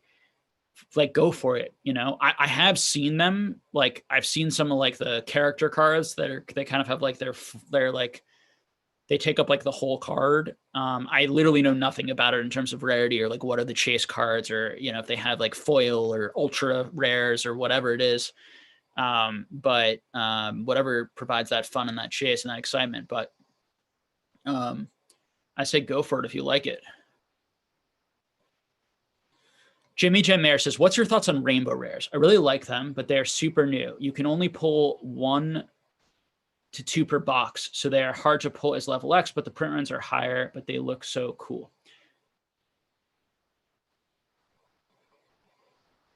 So rainbow rares, so like the rainbow rares from like Sun and Moon, for example, like I was pulling them 1 in 72, like 1 out of 2 boxes, like 1 every other box, never more than 1 in a box. So they're quite rare. They're quite a bit more difficult in those to pull than the level X's, which were about 2 a box, as you got right there. So I would say that they'll be interesting to watch. You know, it's going to have to do with, do people like them enough, because they're all very like similar looking, right? Like they all might be too similar. People might like the full arts better in terms of just like looking at them, like from that collector standpoint. I like the rainbow rares, but I don't like need them. Like I kind of go back and forth. I like having a lot of them and having them all together and creating like that rainbow effect. Like on my Instagram, I took a picture of like a lot of my rainbow rares, just kind of put them all together. I think it's on my Instagram, and a while ago. I know I don't really post stuff. I don't build that up anymore or post stuff. I just use it to like contact people. Yeah, so feel free to obviously anytime to message me on there, and I might start posting some more pictures of my collection on there eventually. We'll see. But you know, you kind of nailed it there, you know, Jimmy Jam. It's going to be a question of how high were the print runs in Sun and Moon versus the demand. Are some of those sets going to end up being rare, hard to find than others? The pop reports on those aren't that high, particularly for a number of the sets where the PSA 10s were pretty difficult to grade. There's pretty poor real bad centering issues and some widening issues, that sort of thing. Particularly centering issues were an issue in some of those sets. So, you know, I would suggest looking at the pop reports, trying to figure out what's happening there. I would be studying, if you're interested in investing in those or seeing if those are going to be investable, I'd be carefully studying them over the next 6 months to a year, studying how many are being graded, how quick they're being graded, what sets are being graded, what cards are being graded. Are there some Pokemon that are really popular that aren't being graded as much and should be more valuable? You know, there are lots of those problems, right? That you can find in any set. You know, take a Lugia. You know, I was buying like I think it's from Shining Legends, right, guys? The Lugia card, the Lugia Rainbow Rare, and I was getting that. I think I bought a PSA 9 for like $8. Bought another one for like $12, $14. I was gonna buy every single one for like under $15 to $20, because to me it's Lugia, and like it's a rainbow rare, and they're hard, and a 9 is a fine solid grade, and people are going to want this in the future, and they're very hard to pull from these packs. And you know, we're talking like 1 in 600 packs or something to get one of these, you know, and the packs are always going to be probably worth at least that, you know, even if Pokemon like gets destroyed, I feel like that's such amazing value for that card. So I think when we're talking about those types of deals and trying to find that, you know, now I think, you know, there was a period where they got so expensive, and I was seeing people on streams selling like PSA 9s for like $200, $300, cards I was buying like a month earlier, a couple weeks earlier for like $10, $12, you know? So it all depends on the price that you're buying those at. And I'm not going to give you prices on this channel. I'm just going to tell you what I basically am buying, what I'm basically selling. And I'm going to tell you how to price things for yourself and figure that out for yourself. Cause I think everyone, you know, not only am I'm not doing it to like hold back the information. I'm doing it because I think it's very irresponsible to say that something should be worth this amount, because then everyone is going to hear me say that and think that's the price point, instead of trying to do that value assessment for themselves and then apply it to that. So I'm going to do my best. But what I can do is give you data points, right? Like I can say, I bought it for this amount these reasons, and I saw people selling it for this amount for those reasons, because I think that is all objective, helpful information for you all.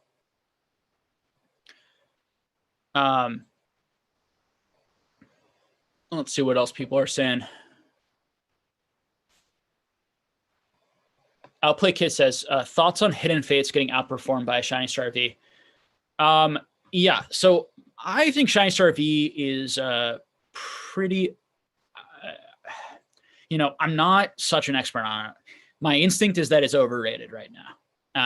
My instinct is that, that sealed seems to go up and do well on Japanese. I think it's doing better than it should, honestly. I guess that there are, first of all, they don't print that much in Japan, and I think that there are sealed collectors for that stuff. And I also think that the people who handle that product are really smart at never flooding the market or undercutting themselves. So I think there's a lot of intentionality and intelligence in that part of the market, which is part of what sustains those prices and keeps them going up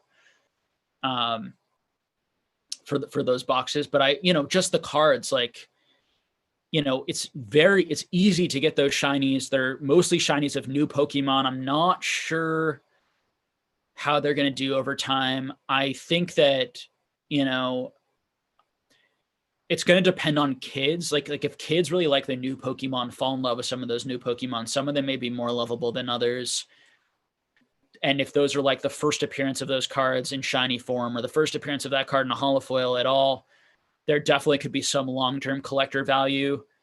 But that set right is going to come in English. We're going to get those cards in English. What is the fact that we're going to get a lot of those cards in English going to do to the Japanese prices? That's the stuff that I would be thinking about. I don't get it. I don't get how like CP6 is going for so much. I don't get how a lot of these Japanese sets are going for so much sealed, and so and the English is going for so much less. I know that it's a supply thing for sure, but I just think it's interesting that there are that many people willing to pay that much for it. But it sort of is what it is. It's a free market, an open market, and I think that there may be enough genuine interest there for the Japanese side, and there may be enough people who prefer the Japanese to the English, very genuinely from a collector's perspective, that will be a pattern, and that will always be the case. It's just interesting how that plays out in some of those sets, but then doesn't work in some other sets, and where other sets don't go up in value, and other sets people prefer the English to the Japanese. It's all strange to me. I don't quite get it. And when I don't understand something, I mostly stay away from it, particularly from an investment standpoint.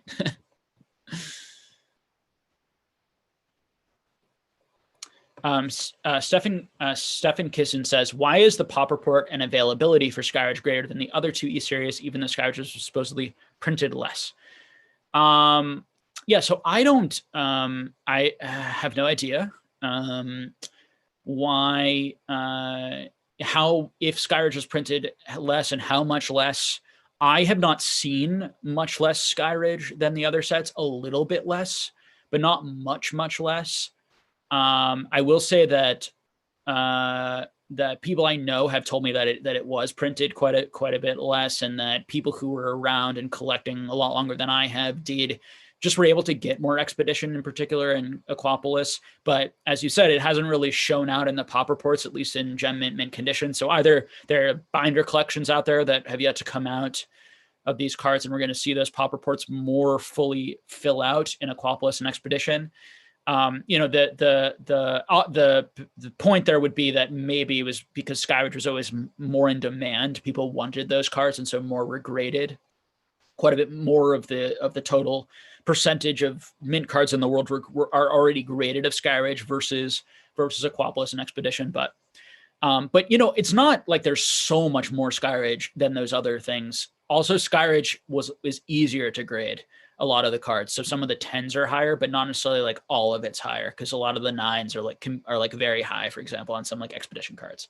You look at like the Expedition Charizard, it's like 260 or so 9s and 32 10s, something like that, right? Somewhere in there, depending on I haven't looked at that in months, but I doubt the 10 has changed, or, there probably aren't any new 10s at all, maybe 1 or 2 new 10s. but yeah. So the best guess is just that either it's not as rare, it's not as rare as people say, or it is as rare and is quite a bit rarer, somewhat rarer, and just more is still out there. So we don't know. It's good that you're paying attention to that stuff, though. That's the right type of thing to try to notice inconsistencies, and you know, a lot of what we think right now is going to probably be wrong to a certain extent. So everyone's doing the best they can with the experience that they have, but over time, new product may be found.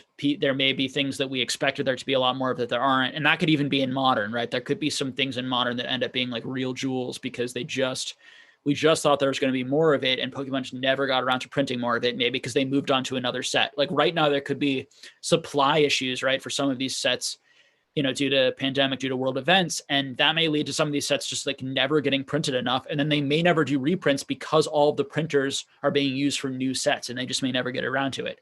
Like those things are possible, but we just have no way to predict it.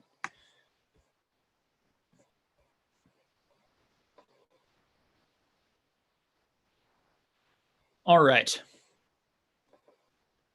Pokedynamics says, how many CP6 arts do you have? Not sure exactly. I think I probably have, I just sent 6 or 5 or 6 to get graded.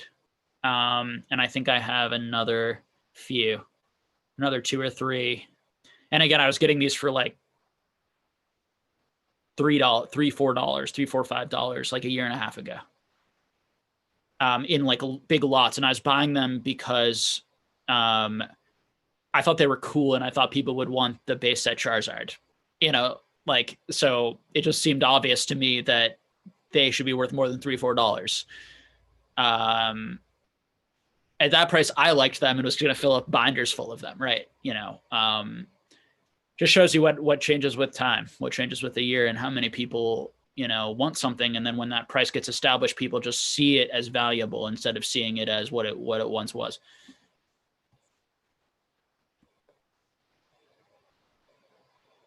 I do not know the pop report for CP6 arts. I know that it's very high with 10 compared to 9. It's quite an easy card to grade.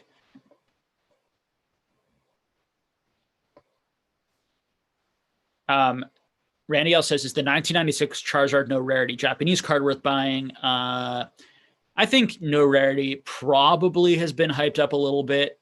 Because I just like the people that I like think of as like people who like, yeah, I'm not going to say any names. I should stop myself before I go. But like, there are people that I like when they start talking about something, I'm like, uh-oh, like probably overhyped, you know, because they're just not that like they don't know a lot and they're not that engaged. And then once it, you know, and so it's very not hidden and it's very known and it's going around the circles and around the Facebook groups and everyone's looking for it. You know, it's like that type of stuff. Generally, I don't follow hype unless I feel like there's something that I really missed. Like there's a value principle and some objective principle that I just really missed about something. And the hype there shows me that it was actually a lot better than I realized, and that can absolutely happen. You know, if you can get a PSA 10, go for it, man. There's so few of those. That's an insane accomplishment. You know, PSA 9, there aren't too many. You know, I think middle grades, they're probably not. They're very expensive. You know, I think the no rarity Charizard PSA 10s, I know there are people, you know, paying more than the PSA 10 first edition, you know, for those offering more. So.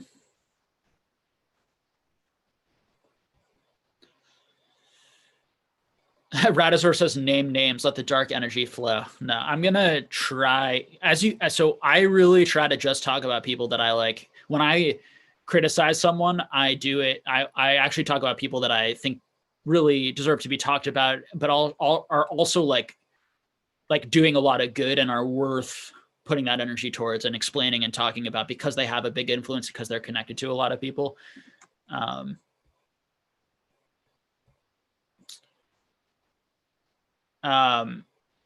Yeah, Randy L says, wow, thanks, man. Yeah, no problem. I think you're saying thanks to me for my answering your Charizard question. If you're saying thanks to someone else, then I stole that thanks. Is the Vivid Voltage Lugia staff card, JB says, is the Vivid Voltage Lugia staff card worth investing?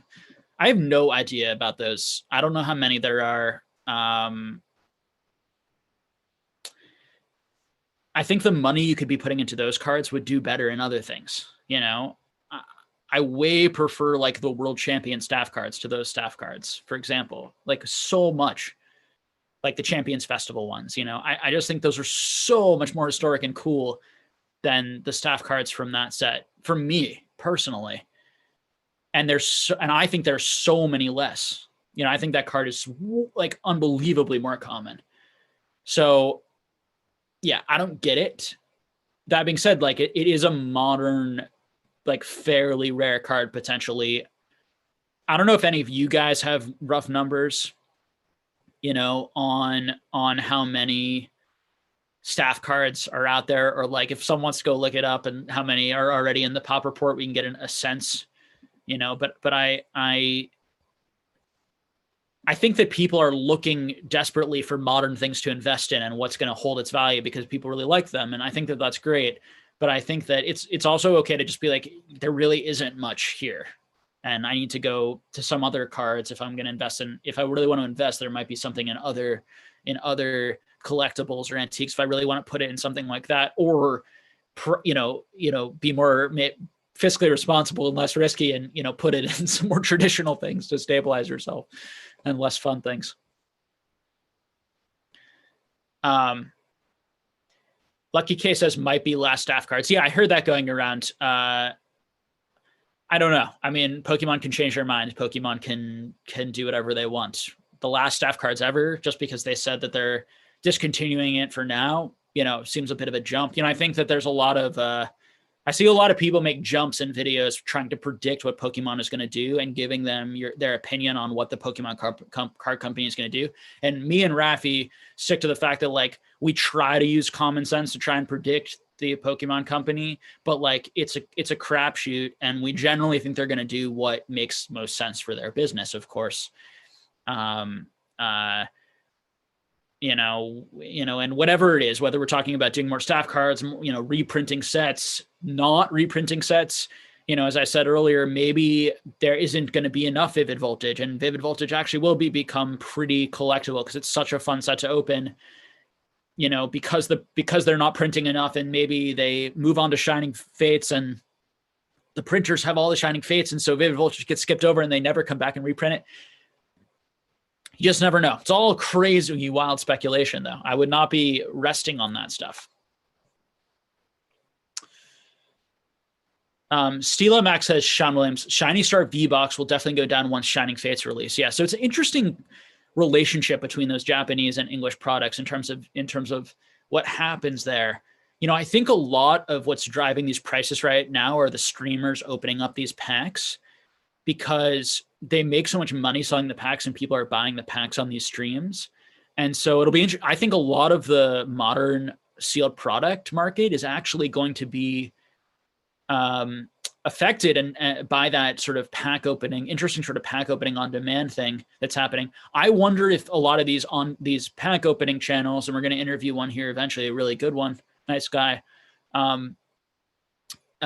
if they get less attention and they have less viewers, and when Pokemon product is more available at more places, or when scalpers can't, you know, make those 100% returns that they're making right now, because of course they're going to continue to make, you know, or, you know, a certain number of people are, you know, of course are going to go out, and if I can buy that box for, you know, $80-$90 and then flip it, you know, or if we're talking about elite trainer boxes in Walmart or something, you know, buy the box for 40, 30, 50, whatever it is, depending on the box. And then I can flip that for triple, quadruple the price. You know, people are going to do that. And that might be creating a lot of the demand for these channels because people aren't able to get the product to open it. So we're going to have to see how all of that shakes out. I don't really know. Lucked Out Luke says, I was speaking to someone recently who has a case of first edition base boxes. No way. Really? That's incredible. So there's only there are two people that I think are known to have cases. One is fairly private. The other is fairly not private, Gary. That's my understanding. And that we don't think that anyone else has it for sure. So if you know another person who has it, that's crazy. That's incredible.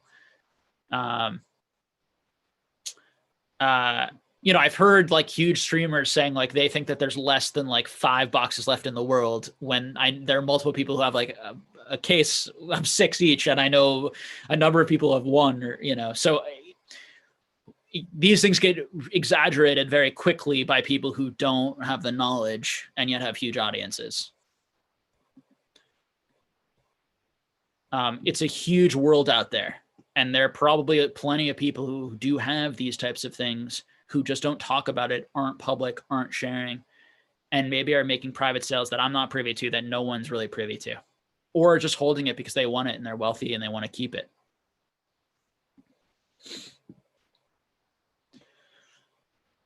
Altair says, Jake, with regards to the question I asked earlier, I was asking about 2003, 2004 sets and not black. Oh, and not black, the black and white sets. Oh, okay. Kids who grew up with the Ruby Sapphire growing older, and that might bolster prices. So we've already seen a lot of growth on those Altair, just like we've seen a lot of growth on everything. So I don't want you to get the wrong impression that those haven't grown with the demand. I do think that a lot of those cards might do a better job of holding their value in a down period because there are less of them, and because, as you point out, it's possible that kids who are growing up who are going to actually want those over some of maybe the WotC era cards potentially might be either joining the market or just have more money. You could make those arguments as to why they might hold, but those cards have moved up a lot too. You know, I own a lot of those cards. I went off, you know, after them really heavy when, you know, and people weren't buying them because they thought they were only buying the gold stars. You know, I was going heavy after like the EXs, and I was even going after just the regular hollows, the beautiful arts, trying to get them for real cheap, get as many PSA 10s as I could, you know, all that sort of thing. You know, but then I hear these people and these like streamers sometimes saying that like this random PSA 10 hollow from one of these sets is like, should be like $2,000 because it's a pop 3. Like these guys are like, it's insane. Like they're either trying to scam someone to buy that card from them, or they don't understand. It's only a pop 3 because nobody wanted it. You know, no one was grading it. I bought that card for $30, right? $20 even, you know, $30 was the higher price I was buying. That was the highest I went. Then they started going for like 40, and I was like, I'm out. You know, I could have bought more of them, you know, because I'm very, you know, stingy in terms of like where I'm willing to spend, and I don't go over it, you know, because there's so many more options. Now in this type of market, I've had to become less like that. I've had to open myself up to paying for things that I feel a little bit more risk that might come back down. But I'm doing that because I made so much money selling certain things and doing sort of things. It loosens me up and it allows me to take a little bit more risk, because now I feel like I have more of the capital, the capital flow and the cash basically to make a big purchase if it comes up, or if the market really tanks and people get really scared, I'll be able to swoop in and buy a lot, you know, when it gets to the points that I feel comfortable at again. I don't think it will get to the points that I was buying these cards ever, you know, or for the, you know, probably ever. I don't think there are enough of them. And I think Pokemon is changed for the foreseeable future based on this period. But things could drop 80 to 90% for a lot of cards, and I still would have made double, triple because I was buying them for so low. You know, things like ungraded things and grading them myself, right? That type of thing.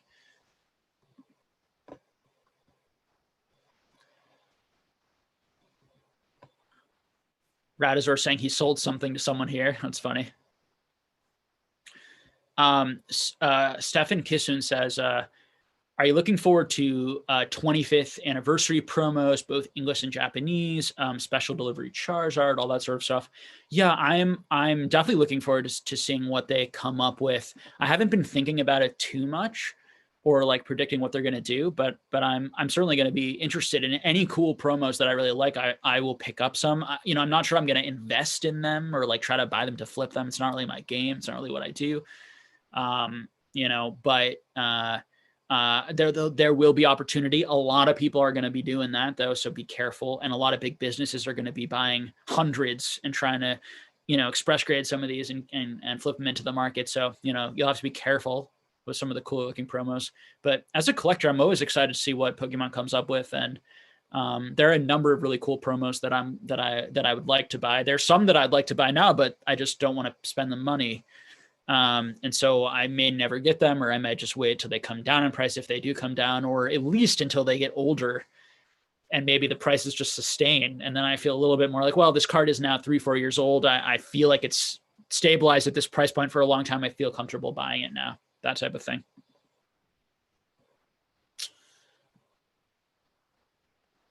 Radazor says, actually, you should try to get Mizkif to do a talk with you here if you can handle the ADHD. He's pretty big into video game collecting. Yeah, I mean, I've never reached out to any of like those big streamers. If they, if anyone knows them, or if they're watching this and would like to come on, certainly be interesting to talk to someone like Mizkif. I think I've watched actually quite a few of Mizkif's videos. I never knew about him, until Pokemon. I think that's true for a lot of people, and he's really fun and funny and entertaining. And I love his passion for collecting. And he's like, he's younger than me, right? Like he reminds me of myself a little bit when I was like in my early 20s, drinking, partying, hanging out with friends, joking around, being silly. He's making insane amount, like these kids, the amount of money that they're making is craziness. Like that whole business is freaking insane. I don't like the prices that they're shouting out there. I don't like that they're maybe not being a little more thoughtful about gambling addiction and like, and these other sorts of things that I'm thinking about, at this point in my age, but I like all of their channels and wish, them nothing, but success, and think they're funny and enjoyable. Yeah, so getting Mizkif on would be fun. I would love to talk to him, and I'd love to talk to him about his love of video games, all sorts of things. We have some cool interviews coming up. I have a lot more interviews. I have a lot more people that I've been talking to, reaching out to, some who have been very patient that I'm trying to eventually get them on. I'm going to get to everyone that I've talked to about coming on the channel will get on the channel 100%. I haven't forgotten about anyone for all those people. This channel's going to be around for the foreseeable future. We're going to be doing these videos for a long, long time. Those types of videos, because I love those videos. So I'm always going to be wanting to do them, and always going to be wanting to talk to more people, introducing you guys to more people. So, yeah, so we got a bunch of cool ones that you guys will like coming up, and a bunch of variety. I want to bring you guys variety. I love bringing on people like, of course, bringing on like our last interviews, it's really cool bringing on someone like Gem Mint. It's cool bringing on someone, like Mason from Cardinal, someone, very new to the public space, YouTube space, to the Pokemon community, isn't a high-end Pokemon collector, which is my normal scene or friend group, is from them. He's someone I just met. Was a really nice guy, really liked the perspective he was giving, liked that he's an LGS owner, talking about what it was like for him, trying to bring on many people, brought on some of those new people, right, who just got into it, have just started channels, some people who have no interest in YouTube, but are very knowledgeable, all that sort of stuff.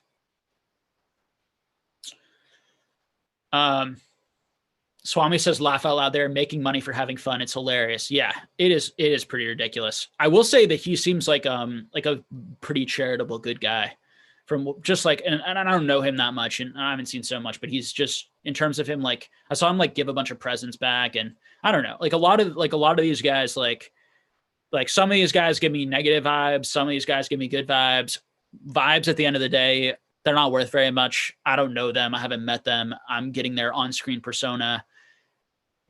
They could be very good at like tricking me into thinking they're a nice guy, or they could be an extremely good guy and I'm getting some stupid vibe that doesn't exist from them. Right. It's all kind of a bunch of speculative, speculation on some point. I think, to really get to know someone, you have to really watch them for a long time. You have to see their actions, not just what they say, that sort of thing, over a long period of time. And then people have bad days, right, where they say stupid things, they do hurtful actions, but that's not really the makeup of who they are over a long period of time. So, I do think that to some degree, hopefully these big content creators are very good people, are very interesting, engaging people, because that's why their chats stay with them over a long period of time, because they develop a healthy relationship, right, with them, and they're getting some value from them over a long period of time. It's an enjoyable experience.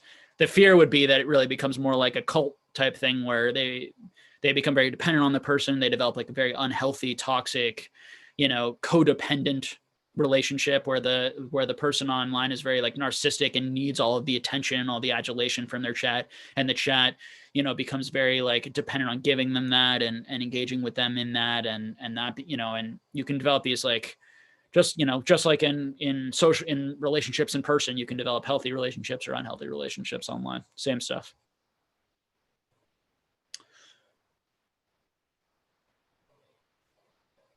Zora says Miz would talk to me. I'm sure he's on vacay. And Gold Lux Mind Play says he's actually subscribed to you. Oh, that's funny. I didn't know you subscribed to me. Oh, are you talking about Randolph? Yeah, Randolph and I have talked about him coming on. He's going to come on the channel. Like most of the Pokemon guys will be on the channel eventually. So don't worry about that sort of stuff. I respect and like a lot of them. And channel's going to be here a long time. So we're going to spread these things out. I'm going to have people come on multiple times. I like having people come on if there's a specific thing I want to talk to them about, or if I want to get to know them a little more and haven't had much of a relationship with them yet. So there are certain people that I'm going to have on the channel at some point, who, to talk about very specific topics. Randolph was someone that I wanted to have on for a specific conversation, and we've discussed that. The Mike site says, are you a therapist? Yes, I am a therapist and my mental health counselor.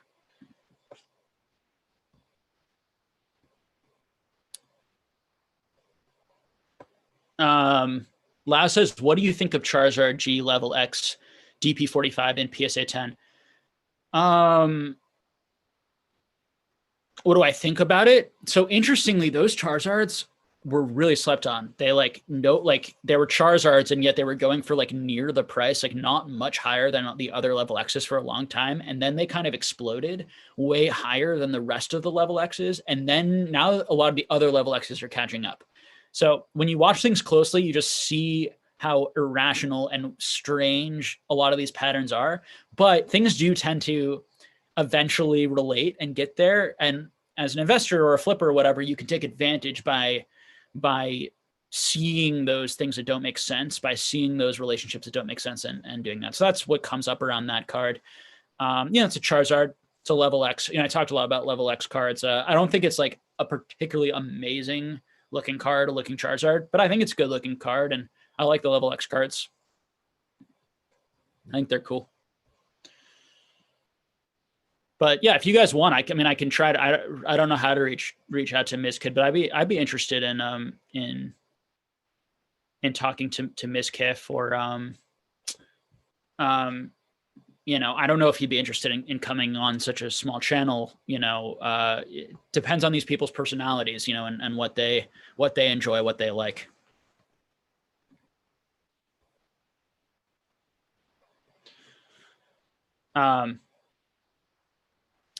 Chimmy Jim Meyer says, do you do online sessions? So I'm not going to talk about my therapy practice or what I do specifically. I'm going to keep that very separate from this channel, outside of just saying that I have shared that is what I do professionally. And I am going to talk on this channel some about, as I've said, about, gambling addiction, spending addiction, that sort of stuff. But outside of that, I'm not going to be talking about anything to do with that. Keep it very private.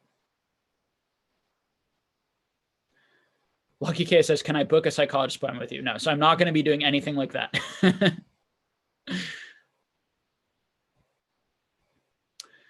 Gullis Sports said Lugwood could be a good one too. Sure, I would talk to any of these guys.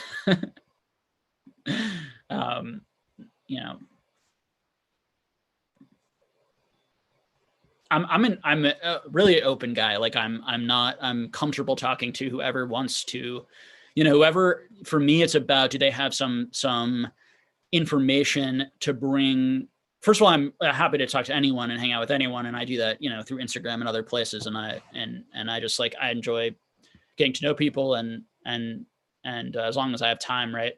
But in terms of the channel, I just want to bring people on who I feel provide some sort of value, some sort of new information, different viewpoint, different perspective than me, can bring, some added value to the community.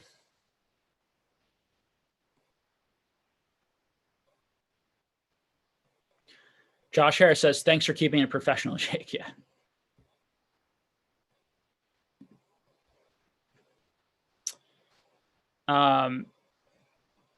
Yeah, this is definitely going to be all Pokemon card environment.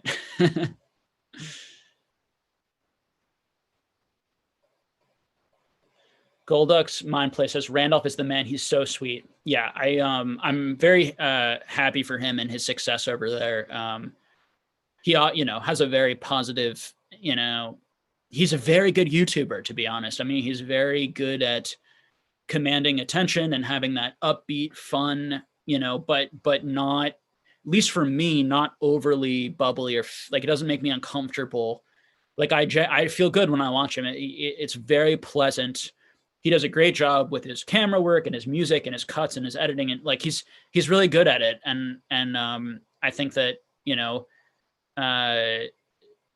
I watch his channel here and there, as I do a number of channels, and I really enjoy his content. I think it's great. Only positive things to say. And in my interactions with Randolph, only the very nice, thoughtful, never see anything negative. Nothing negative to say.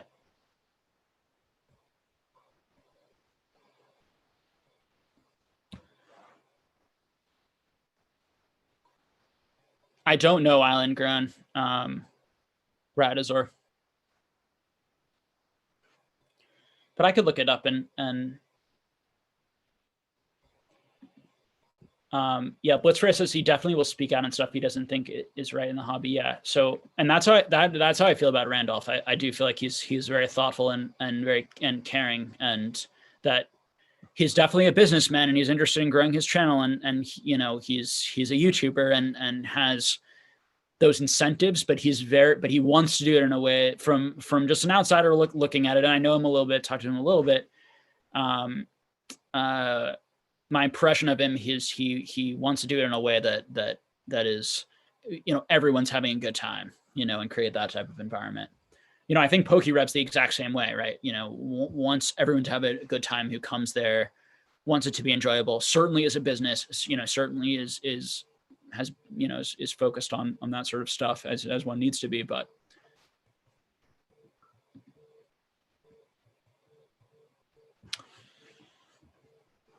Golduck's Mind Play says, do you own any Golduck PSA cards? Yes, I own the original, fossil Golduck first edition in PSA 10. I have a couple of those, and I own the most expensive one on the of the WotC ones. I own the PSA 10 first edition one from Gym Challenge, which is very expensive because it's difficult to grade. Has a low pop. I like Golduck. Cool card. I honestly, there are very few Pokemon at the 151 that I didn't like. Let me see if there were any that I thought were real duds. I kind of guess it's an interesting question. I have to think about it more before I just hate on any Pokemon. Joe Carriot says, do you think big YouTubers are aware of some ethical lines they may be crossing? Ethics is such a tough subject. I mean, we try to cover it on this channel. I think part of my place, hopefully in the long term in the Pokemon community, is going to be one of the people who brought those subjects up and got people thinking about it. I think that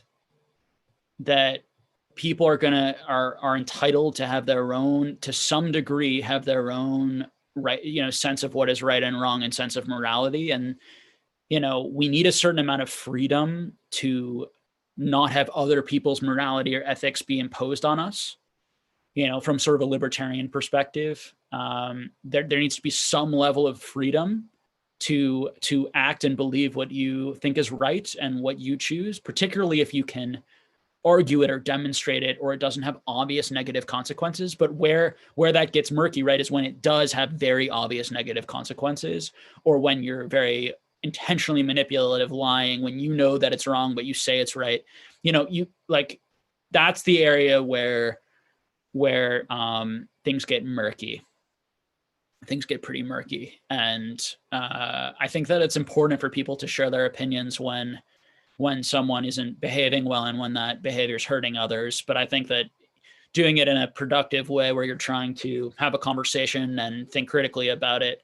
I also think that that there are people who get scapegoated when there are a lot of people who might be hypocrites. You know, there might be a lot of people, including myself, right? I can certainly be a hypocrite there. You know, you have to be very careful not to be a hypocrite when you're criticizing others, because, you know, some of the same things I saw people criticize, for example, some of the same things I saw people criticize,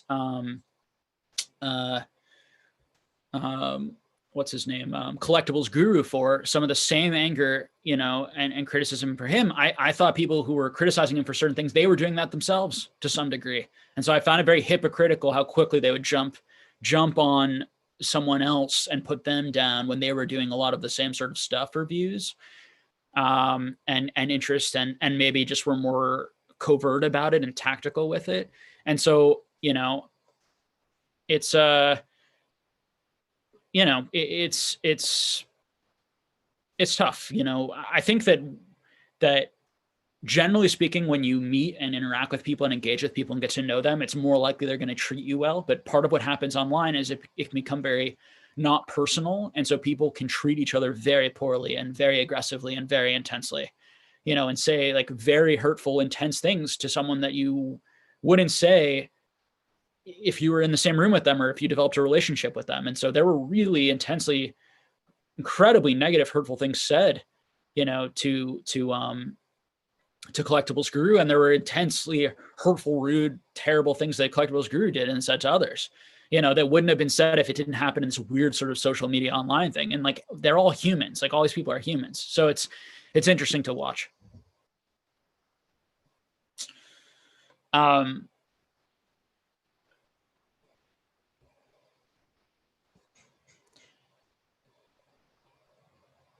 Kevin Torres says, laugh out loud, do as I say, not as I do. Yeah. And I think it's such a important maturing lesson for everyone and for myself. And, you know, it's so easy to say I'm honest or say I'm a good person or say that I care, you know, like I can say I'm honest, I care about you guys. Like, but what's important is actually demonstrating that through action over a long period of time, and also demonstrating to yourself that you're actually the things that you want to be, and constantly working on yourself and working on that sort of stuff.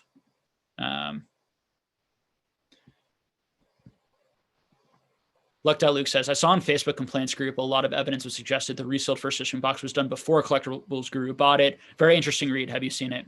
So I have not, but again, you know, it's jumping to conclusions. You know, I saw these huge, right, like Pay Money Wubby and I saw some other videos by these guys who have 1 million subscribers. They got 1.5 million views on those videos they did on Collectibles Guru. So they made like $10,000 or however much they made on those videos, crapping on another guy for hyping themselves up and making money and jumping on a fad when they were jumping on the fad of Collectibles Guru and had never made Pokemon videos before to make money and made a lot of money off of it. You know what I mean? Like the irony of that is pretty funny. You know, and it doesn't excuse whatever Collectibles Guru may or may not have done, but people like influencers calling out other influencers is always there's always a fine line there. And for me too, like not being a hypocrite, right? Like when I call out bigger influencers or these sorts of things, like, am I doing the same thing that I don't like in them, you know? And certainly, you know, I can do those things, have and feel and want to sometimes, you know, want to take advantage of my audience, want to make money off of this, want to, you know, I have those instincts myself. Kevin Torres says, tell the truth or at least don't lie. Yes, good thing to do. Blitzfrey said they sure did enjoy that Guru drama for the views. Yeah.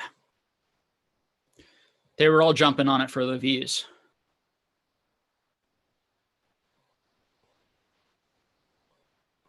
Radazor says everything is a business operation for the vast majority of these content creators, anything for clicks. Yeah.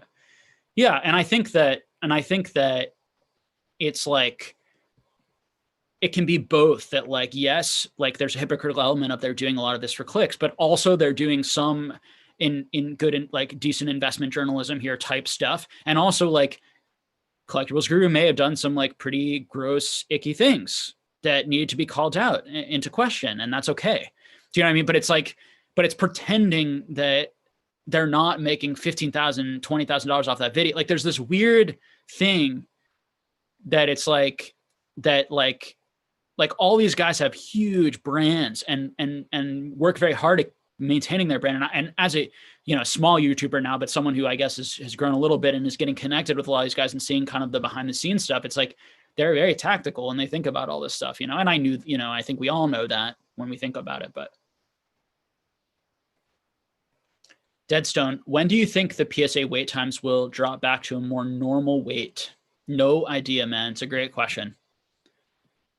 I honestly couldn't even venture a guess. Joe Cartwright says, yes, and I do agree it's dangerous to impose our personal ethics on others. Just wondering if YouTubers are aware that they do the things that we speculate about. Yeah, I mean, listen, it's also true that like a lot of these YouTubers are pretty young. And when I was in my early 20s, I was definitely less interested in ethics than I am now. And in like walking the walk, and more interested in either making money or getting popular or fame, because I think that's a natural, and I don't think that makes him some sort of unusually bad person. I think all of these guys also have big followings because they are very enjoyable, nice, interesting, smart people on some level. It's not just that they're jumping on hype things for views, it's complicated, but to pretend that they're these like saints coming in to rescue the Pokemon community, or, like I watched some of these videos and they were filled with just like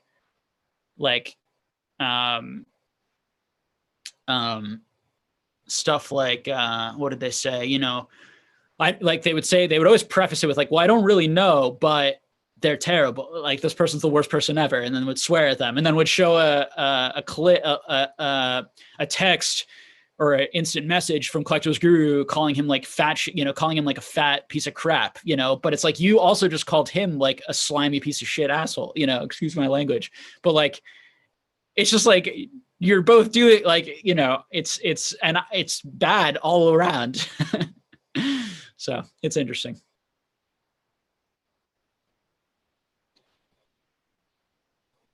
Lucked Out Luke says, do you think it's unethical to purchase something valuable on eBay that someone isn't aware of what they have or made a mistake in the listing?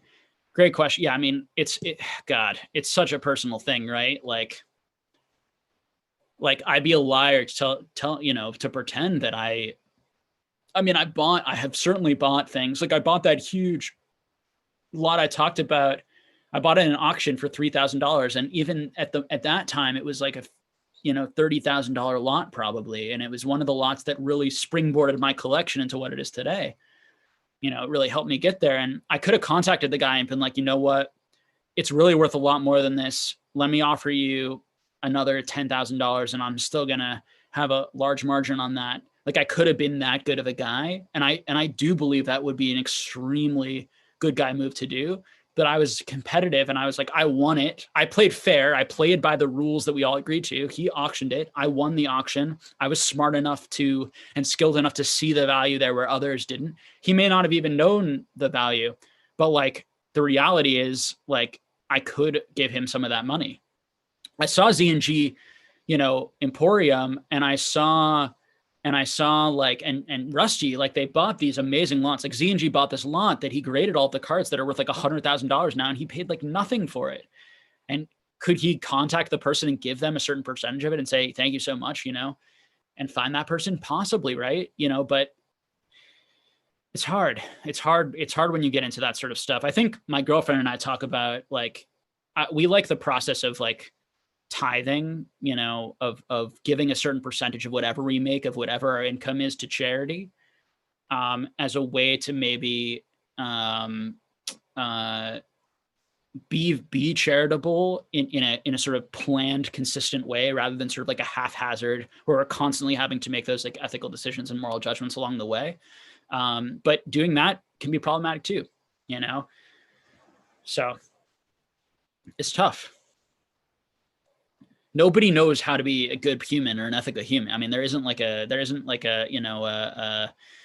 even religious people, right? The Bible, the Old Testament, the Talmud, the Quran, like it doesn't give you all the answers to life. And there are all different ways to interpret all of these religious texts, even if you view those texts as the fundamental, or if you view the Constitution of America, Bill of Rights, whatever it is, there's always a struggle in terms of trying to make meaning out of it and then, putting it into practice in your life.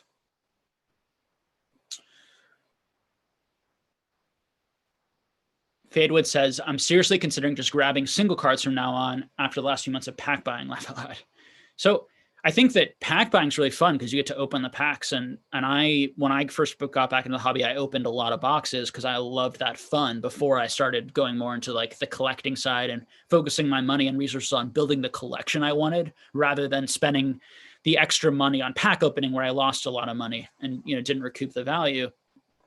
So I think that's a personal decision, but certainly from a financial perspective, in terms of building a collection, buying individual is better than buying packs, and then better than buying individuals, buying lots, if you know what you're doing and can add up the lots and trying to get a bunch of the cards you want at once.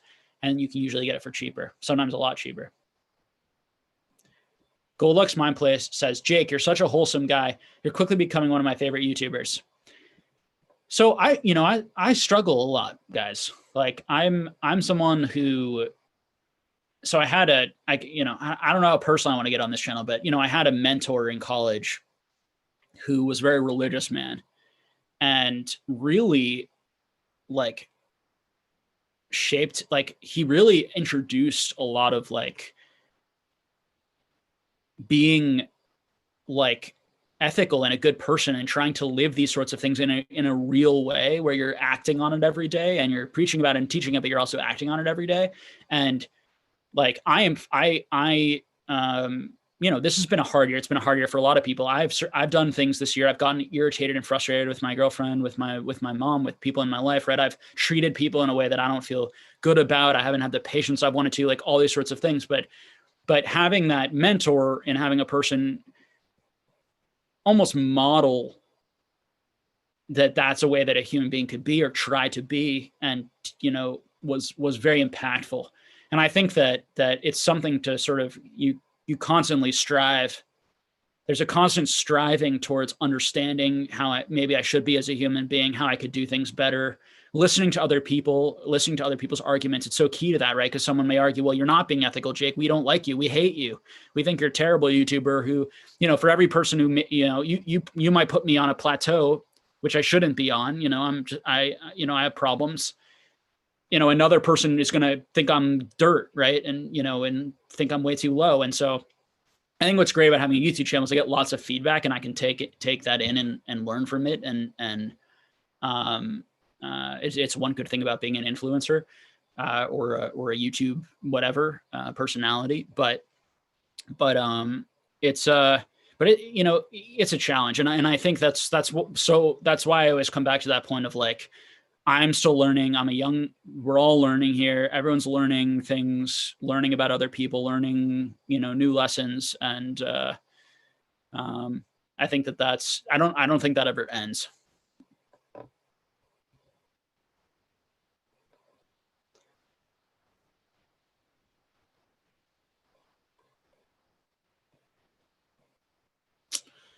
See what else people are saying. Rob says, thoughts on Collector's Universe going private? How will this impact PSA grading, better or worse? I don't have any strong thoughts on that, honestly. I don't know. I don't know how that if that'll make PSA better or worse. I'm not sure. I'm kind of just waiting to see what happens there. I don't have any insight, unfortunately, to give you guys really anything. Like I haven't any thoughts that I thought were really particularly bright or particularly maybe something that someone else wouldn't think about that subject. It's why I've just never made a video on it, because I just feel like I'd be like, well, it was bought. These are the things that might happen, move on, I think we're all just going to wait to see how they do. Hopefully they speed things up. They're certainly actively trying to hire more people. Hopefully they, card grading quality, like everything will improve. I'm hopeful with that. I think there's a lot of money to be made. And I think when there's a lot of money to be made, like often the really good thing about capitalistic societies, right? When there is a lot of money to be made, often there is a lot of energy there to actually improve it, or someone else will step in and do it better eventually. And that does pressure them, because they might leave a lot of money on the table if they can't do it quicker. And that sort of, self-motivated pressure for them as a business will hopefully common sense, speaking a little bit of economics, finance, common sense will hopefully motivate them to do a better job and get the job done. The reverse of that, though, is they've always sort of had a bit of a monopoly, on the grading card industry and Pokemon specifically. And because of that, they maybe haven't felt the motivation to do a better job because they were getting all the business anyway. So if these other companies can really compete with them, that may spur them to do better for us, or we'll take our business elsewhere, Kevin Torres says, Dave Ramsey talks a lot about tithes. So I'm familiar with Dave Ramsey, but I haven't watched him too much. What I've seen, he seems to give like really good common sense,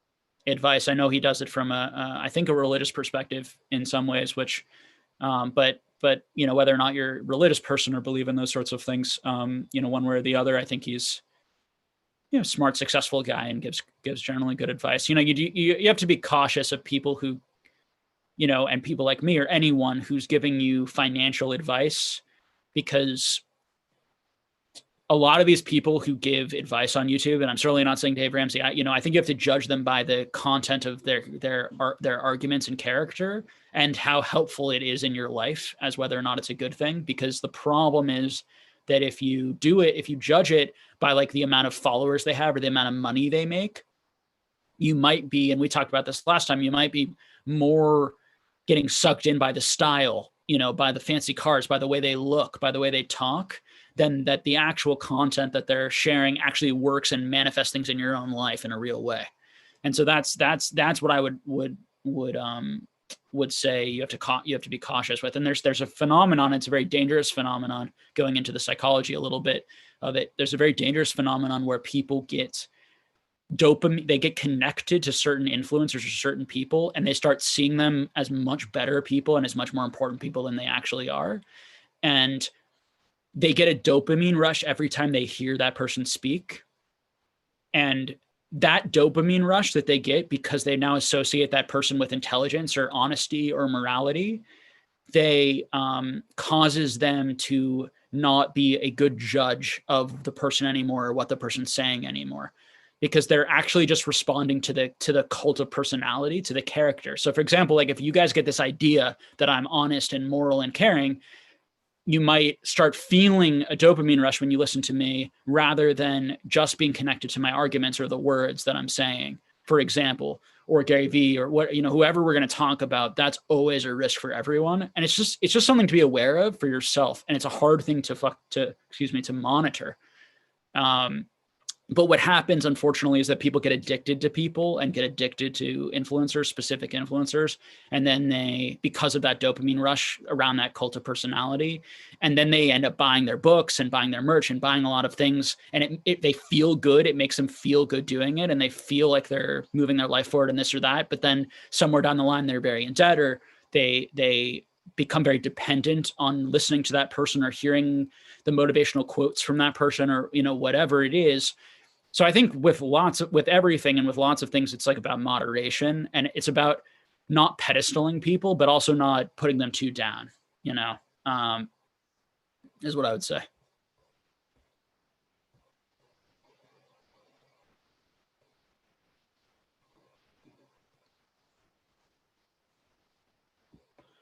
Rainy Day Collectible says there's a certain content creator who fits that profile and has been pushing new TCG to his followers. Are you talking about me, Rainy Day? Who are you talking about?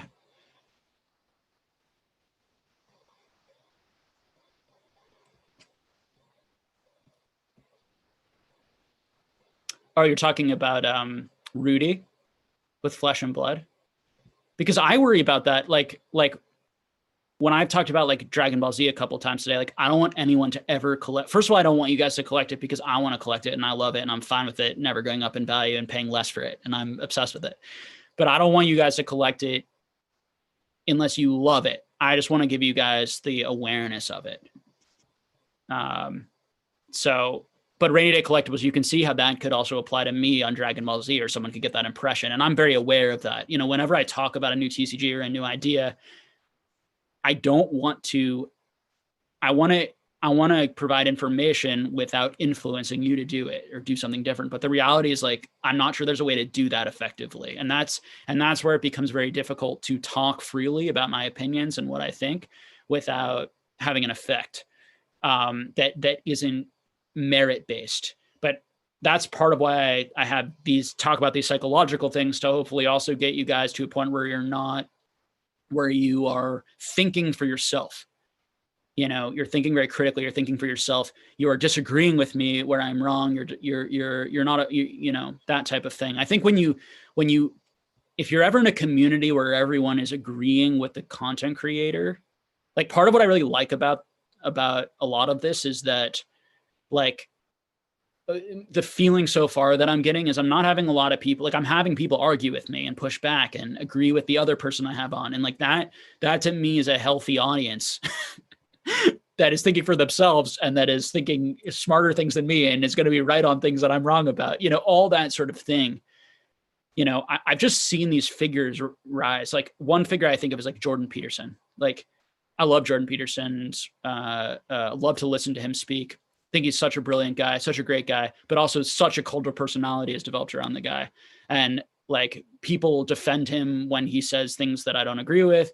Like you can't disagree with people. And it's the same thing with me. Like I disagreed with Z&G Emporium and wrote that on one of his videos that I don't think what he's doing in this video is right. I don't like it.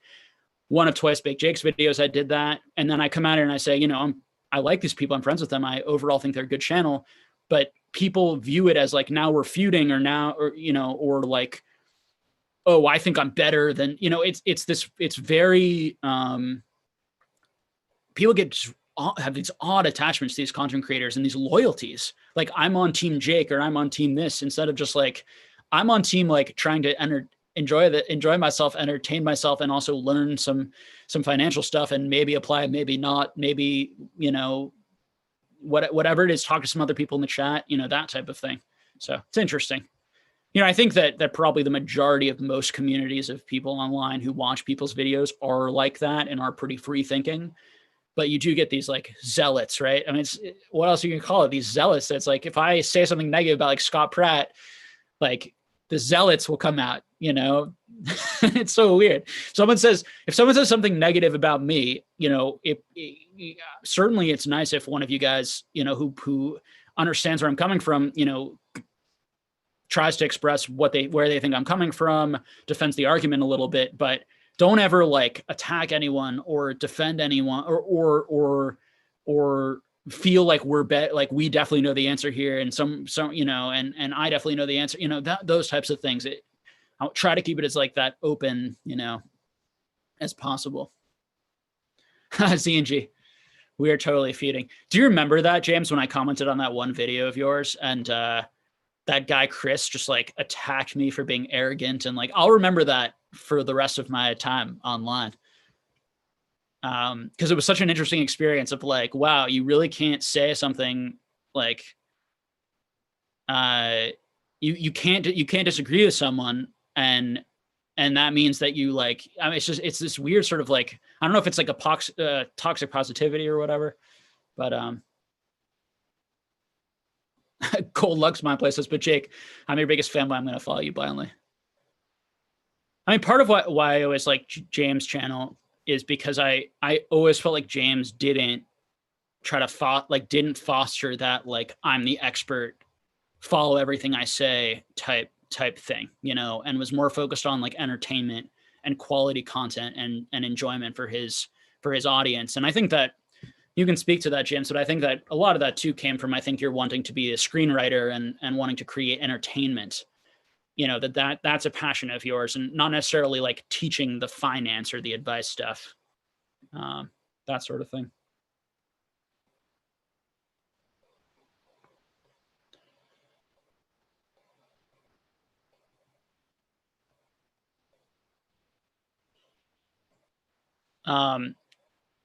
Spencer says, getting back to some cards for a little bit. Yeah, let's do a little bit of cards for another 15, 20 minutes. And then we can end for today. And I'm sure some of you guys, will like the talking about life stuff, and some of you guys get annoyed and just want to have your card prices answered and that sort of thing. And at the end of the day, I want people to get what they want here and experience it well, but I'm definitely going to do what I think provides actually the most value for people in the community, and not just give prices. All right.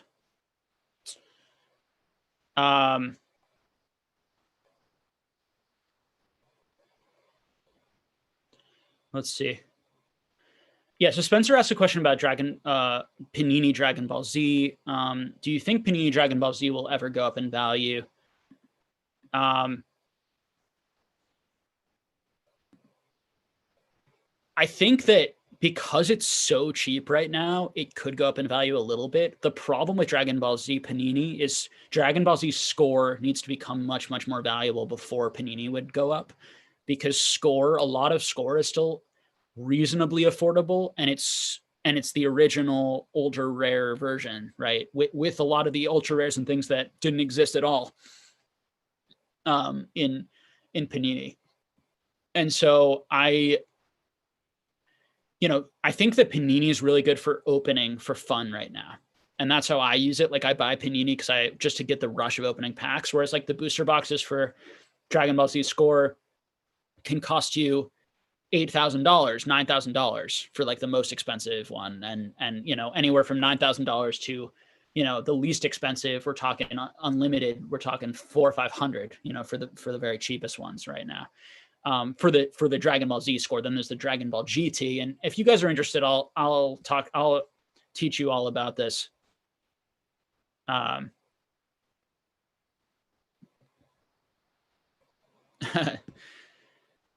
Yeah.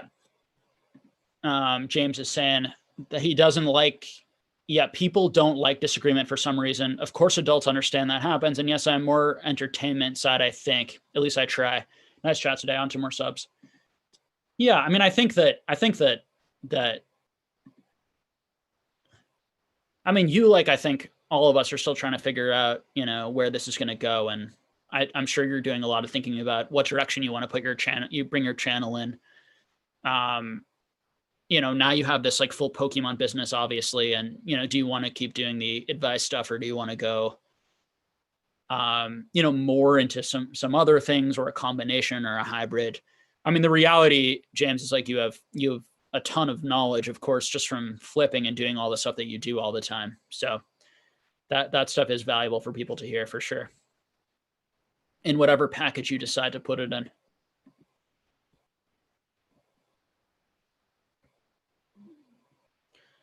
Pokemon Classics asks, Jake, if you don't mind my asking, what pushed you toward long form content? It's a pretty unusual choice within Pokemon, but one that I think a lot of people in the community appreciate. I think that it's my personality. I think that I like having conversations and thinking things out, rather than giving like, here are the 5 bullet points that you need to know. I think that the learning process and I like the experiential learning process of back and forth conversations, and even just hearing me think and process that out loud, and hearing other people think and reading what other people are thinking in the chat and getting all of that information is far, far more valuable. There's so much more value in that than me coming on and making a 7-minute video on like these specific topics. Now, I think the value of those videos comes in when you're looking for a very specific answer, and you're not interested in like in-depth, long conversations with people in the community, and you don't have a lot of time. And so there's clearly definitely a place for that, but I enjoy making this type of content more. And I think that it provides like a ton more information and value than the shorter videos do, unless you're looking for a specific answer for something that video happens to go. And then I think that format's really good. And so I do think I should probably make more of those videos, because I think it'd be better for you guys, and I could make videos like addressing, like, I know I promised you guys that rarity video, and I am going to make it at some point, the rarest cards in Pokemon, going over the specific rarity, what we think of different cards, the order, that sort of thing. It should be a shorter video potentially. But yeah, I'm also, you know, I'm a rambler. I'm an external processor. I talk out loud. I talk most of what goes on in my head. Very transparent in that way.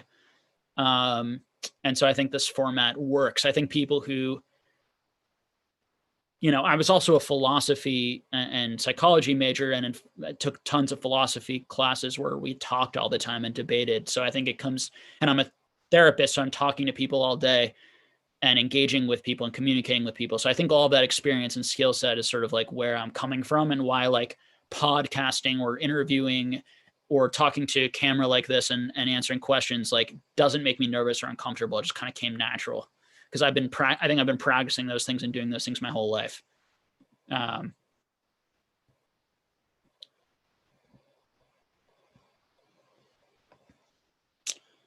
all right, let's see what other questions we have here.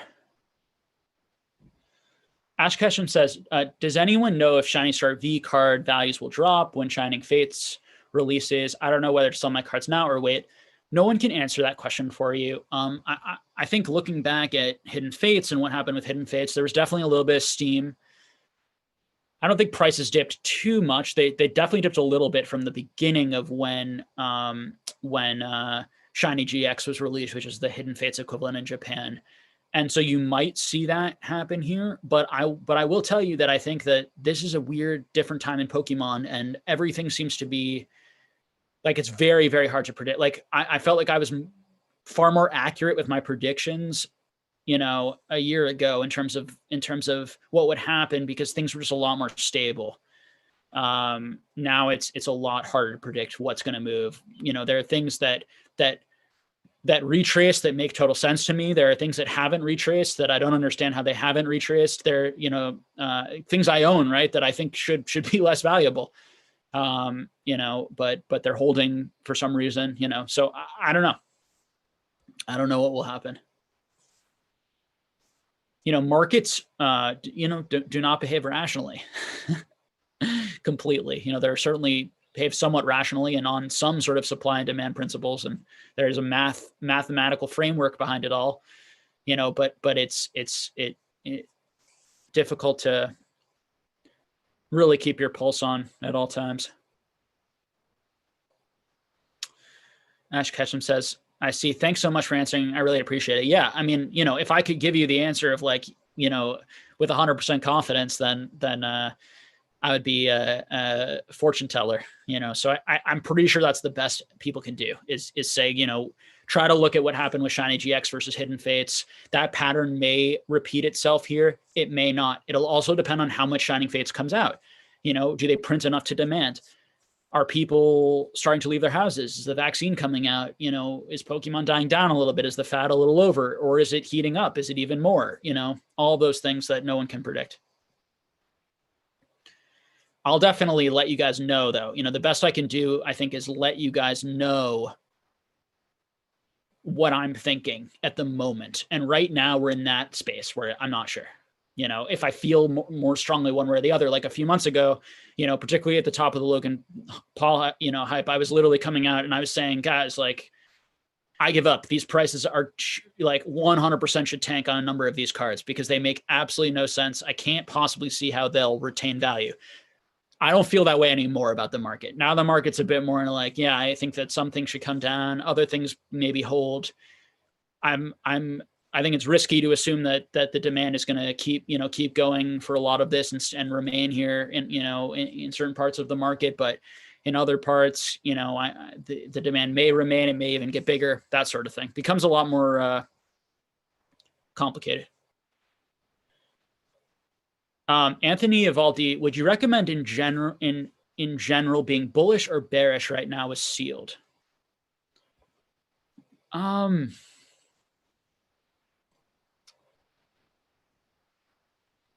bullish or bearish with sealed. I mean, it completely depends on the sealed product that you have. You know, I think that sealed, certain sealed is in a weird place. I think modern sealed is being held up a lot right now by pack opening channels. I think as long as those pack opening, like if you own a lot of modern sealed product, you should be watching those pack opening channels and make sure that they're not lowering their prices. And if they start lowering their prices or people stop buying the packs, like people are still buying those Evolution booster packs for $13 a pop, $16 a pop on these channels. You know, if they just refuse to start just to keep buying them, then, you know, there's a problem. That's going to have an effect, because now those streamers aren't going to be buying those booster boxes at $400 anymore or whatever it is, because they're not going to be making profit. So, you know, the market, it's interesting why these things are holding up in prices when we talk about modern. When we're talking about vintage, you know, it's you know, there have been retraces, you know, on a number of vintage boxes. I really don't know what's next. I think that one of the problems and one of the reasons that I think those vintage boxes went up quite a bit is because of the commons and uncommons going up a lot in value. Logically speaking, if the Jungle first edition PSA 10s, for example, went down in value by considerably, like the EV went from $1,000 to like under $200 now, it would make the booster box, the expected value of that booster box, go down considerably. And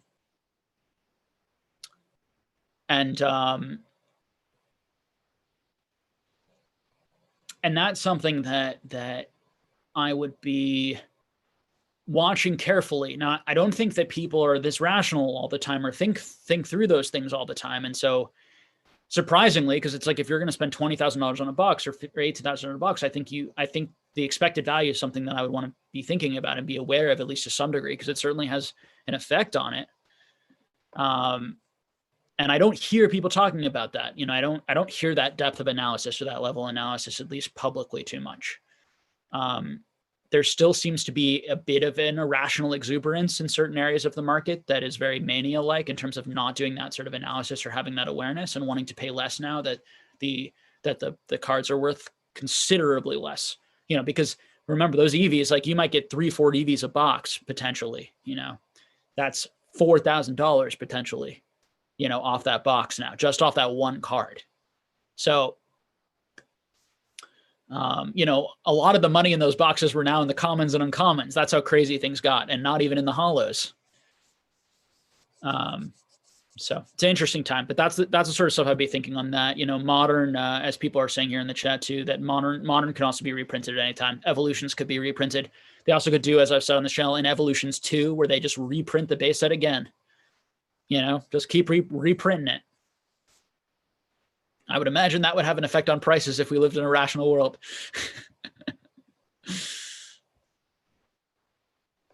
The Mike side says, so this channels can manipulate the market for sure. You know, and people can, you know, manipulate, as in they can intentionally manipulate the market with their channels, or rather than using the word manipulate, they can influence or have an effect on the market just by sharing their opinions, just by sharing their ideas. And so, you know, if you're a big player in the market, it's important to watch a lot of the big creators' channels and see what they're saying about things, because it's going to have an effect. You know, the fact that a lot of people made those tier videos on Evolution saying Evolutions is great now, when everyone was saying Evolutions was crap, you know, a year ago, is big. And seeing that change in tone, you know, and trying to get ahead of that as a flipper business is important. Pokemon Classic says, personally, I think vintage sealed may continue to drop a bit more from its highs, but will be a solid long-term investment. Yeah, I think it's going to have to do with Pokemon, you know, as a whole. I think the box prices right now, we might look back in a year or two and be like, the box prices right now are insanely high, and they might fall back to $8,000-9,000 a box. And it might not be that easy to sell your Jungle or Fossil first edition for $8,000-9,000. Like, that's possible. Now, it's also possible that it holds. It's also possible that it goes back up, you know. But when people are predicting, and you know, if James is still here, this was the video that I didn't like of James. This video where he was like, you know, next year booster boxes are going to be for this price and this price and this price. And of course he ended up being right, but not next year. He ended up being right in like 2 weeks when Logan Paul got in, because everything, you know, crazy doubled. But there wasn't like good, there wasn't like, I don't like the videos where people are saying this booster, but I think this booster box will double in a year. Cause it's like, based on what? Because it doubled last year. I mean, maybe like it'd be the same thing as me saying, I think this booster box is going to happen this year because things, because, you know, well, let me put it this way. I think that it's like, it's not irrational to say that the boxes will double, and it's not irrational to say that they will have because of the volatility, but it's irrational and dangerous to predict it in a way that it's like, I think it's going to be this, and I feel, and I have good reasons, and these are the reasons, and you should follow that advice or that sort of thing. That's the danger, versus saying it as, listen, it's been extremely speculative. We've seen that these things can double in a year. You know what? I think it's going to double again. If I had to predict, I think it's going to double. Or, you know what? We've seen these things move a lot. You know, I think it's going to have this year, you know, because we're due for a big correction. And I think the value assessments have gotten way off. And I think a lot of the people are going to leave the hobby, and, you know, all the reasons you might have, versus the pro arguments of, you think more people are going to come in the hobby. You think that next year's going to, you know, bring people in with the 25th anniversary. You think that people are going to have more money, you know, are going to get back to work. The economy is going to be fine. We're not going to have global problems, whatever it is, whatever your reasons are.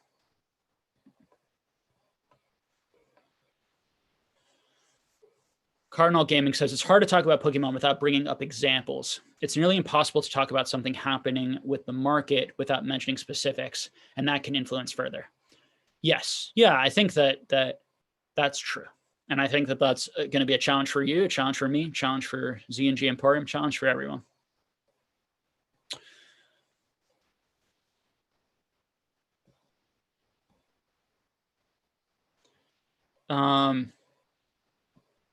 Let's see. I think I'm probably going to wind down a little bit here, guys. Any last minute like questions or topics you guys want to cover before we end for today?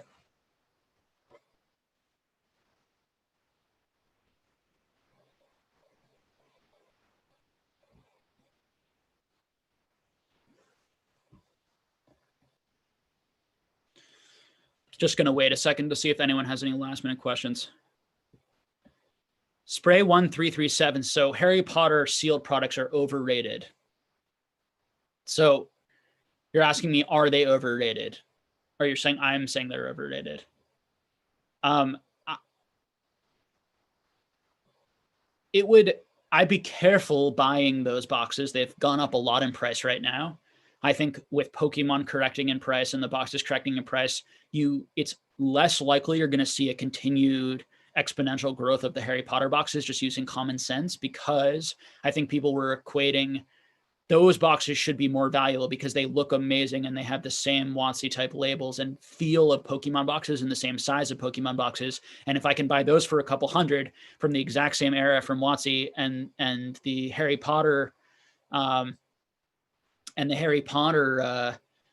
booster boxes, you know, I can, you know, are you know, a couple $100 and the Pokemon booster boxes are $20,000. That just doesn't make sense. I'm going to start buying these, or they should be more. I think that made sense. That's the value I saw.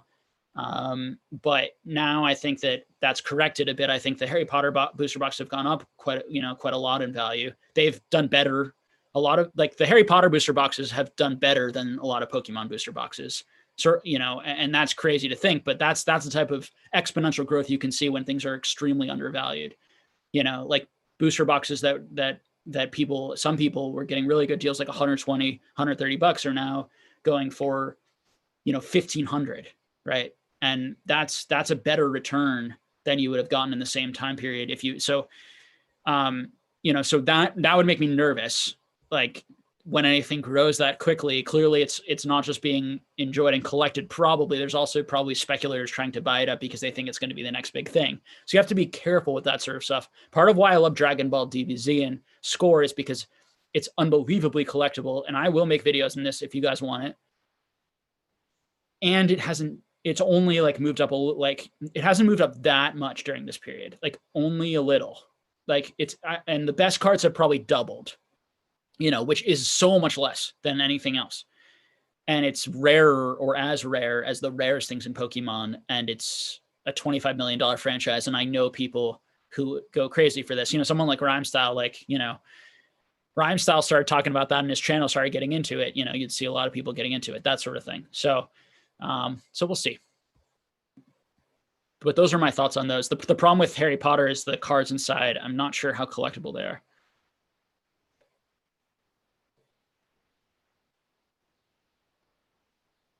Max Ramsey says, please do a video on DBZ. Love being put onto the nuts and bolts of other card games. Yeah.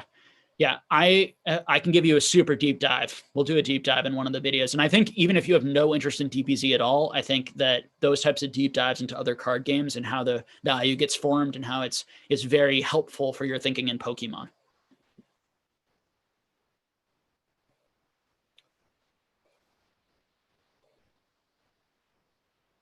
Alex Lazo says, do you think Japan Super Mario promo will ever happen again? I don't know. It's an interesting question. You know, I don't think that they're going to reprint those promos, but they could.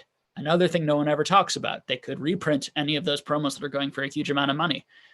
You know, they haven't done it in the past, but they could in the future. Now, it'd be more likely probably that they would just redesign it and print a different one, which I don't think necessarily would lessen the value of those. If anything, it could even raise the value potentially because it could bring more attention to them.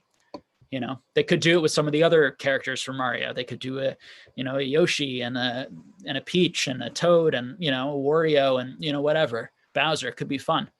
So we'll see. I don't know what they have in store, but so I am going to end for today. Well, Razor says, what year is DBC score from? I don't think we had this series in Europe growing up. Oh, that's interesting. Yeah, so DBZ score, you can look at the Bucks online, like around 2002-ish, early 2000s.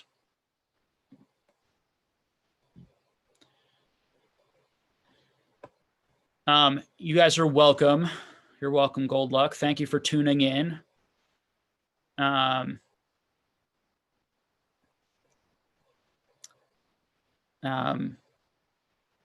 Good to see you all here. And yes, we're going to end for today. I'm going to end it there because I don't see any more questions coming in here. So I will see all of you guys next Sunday. I hope you all had a pretty good holiday, or to great holiday, hopefully. And I will talk to you all again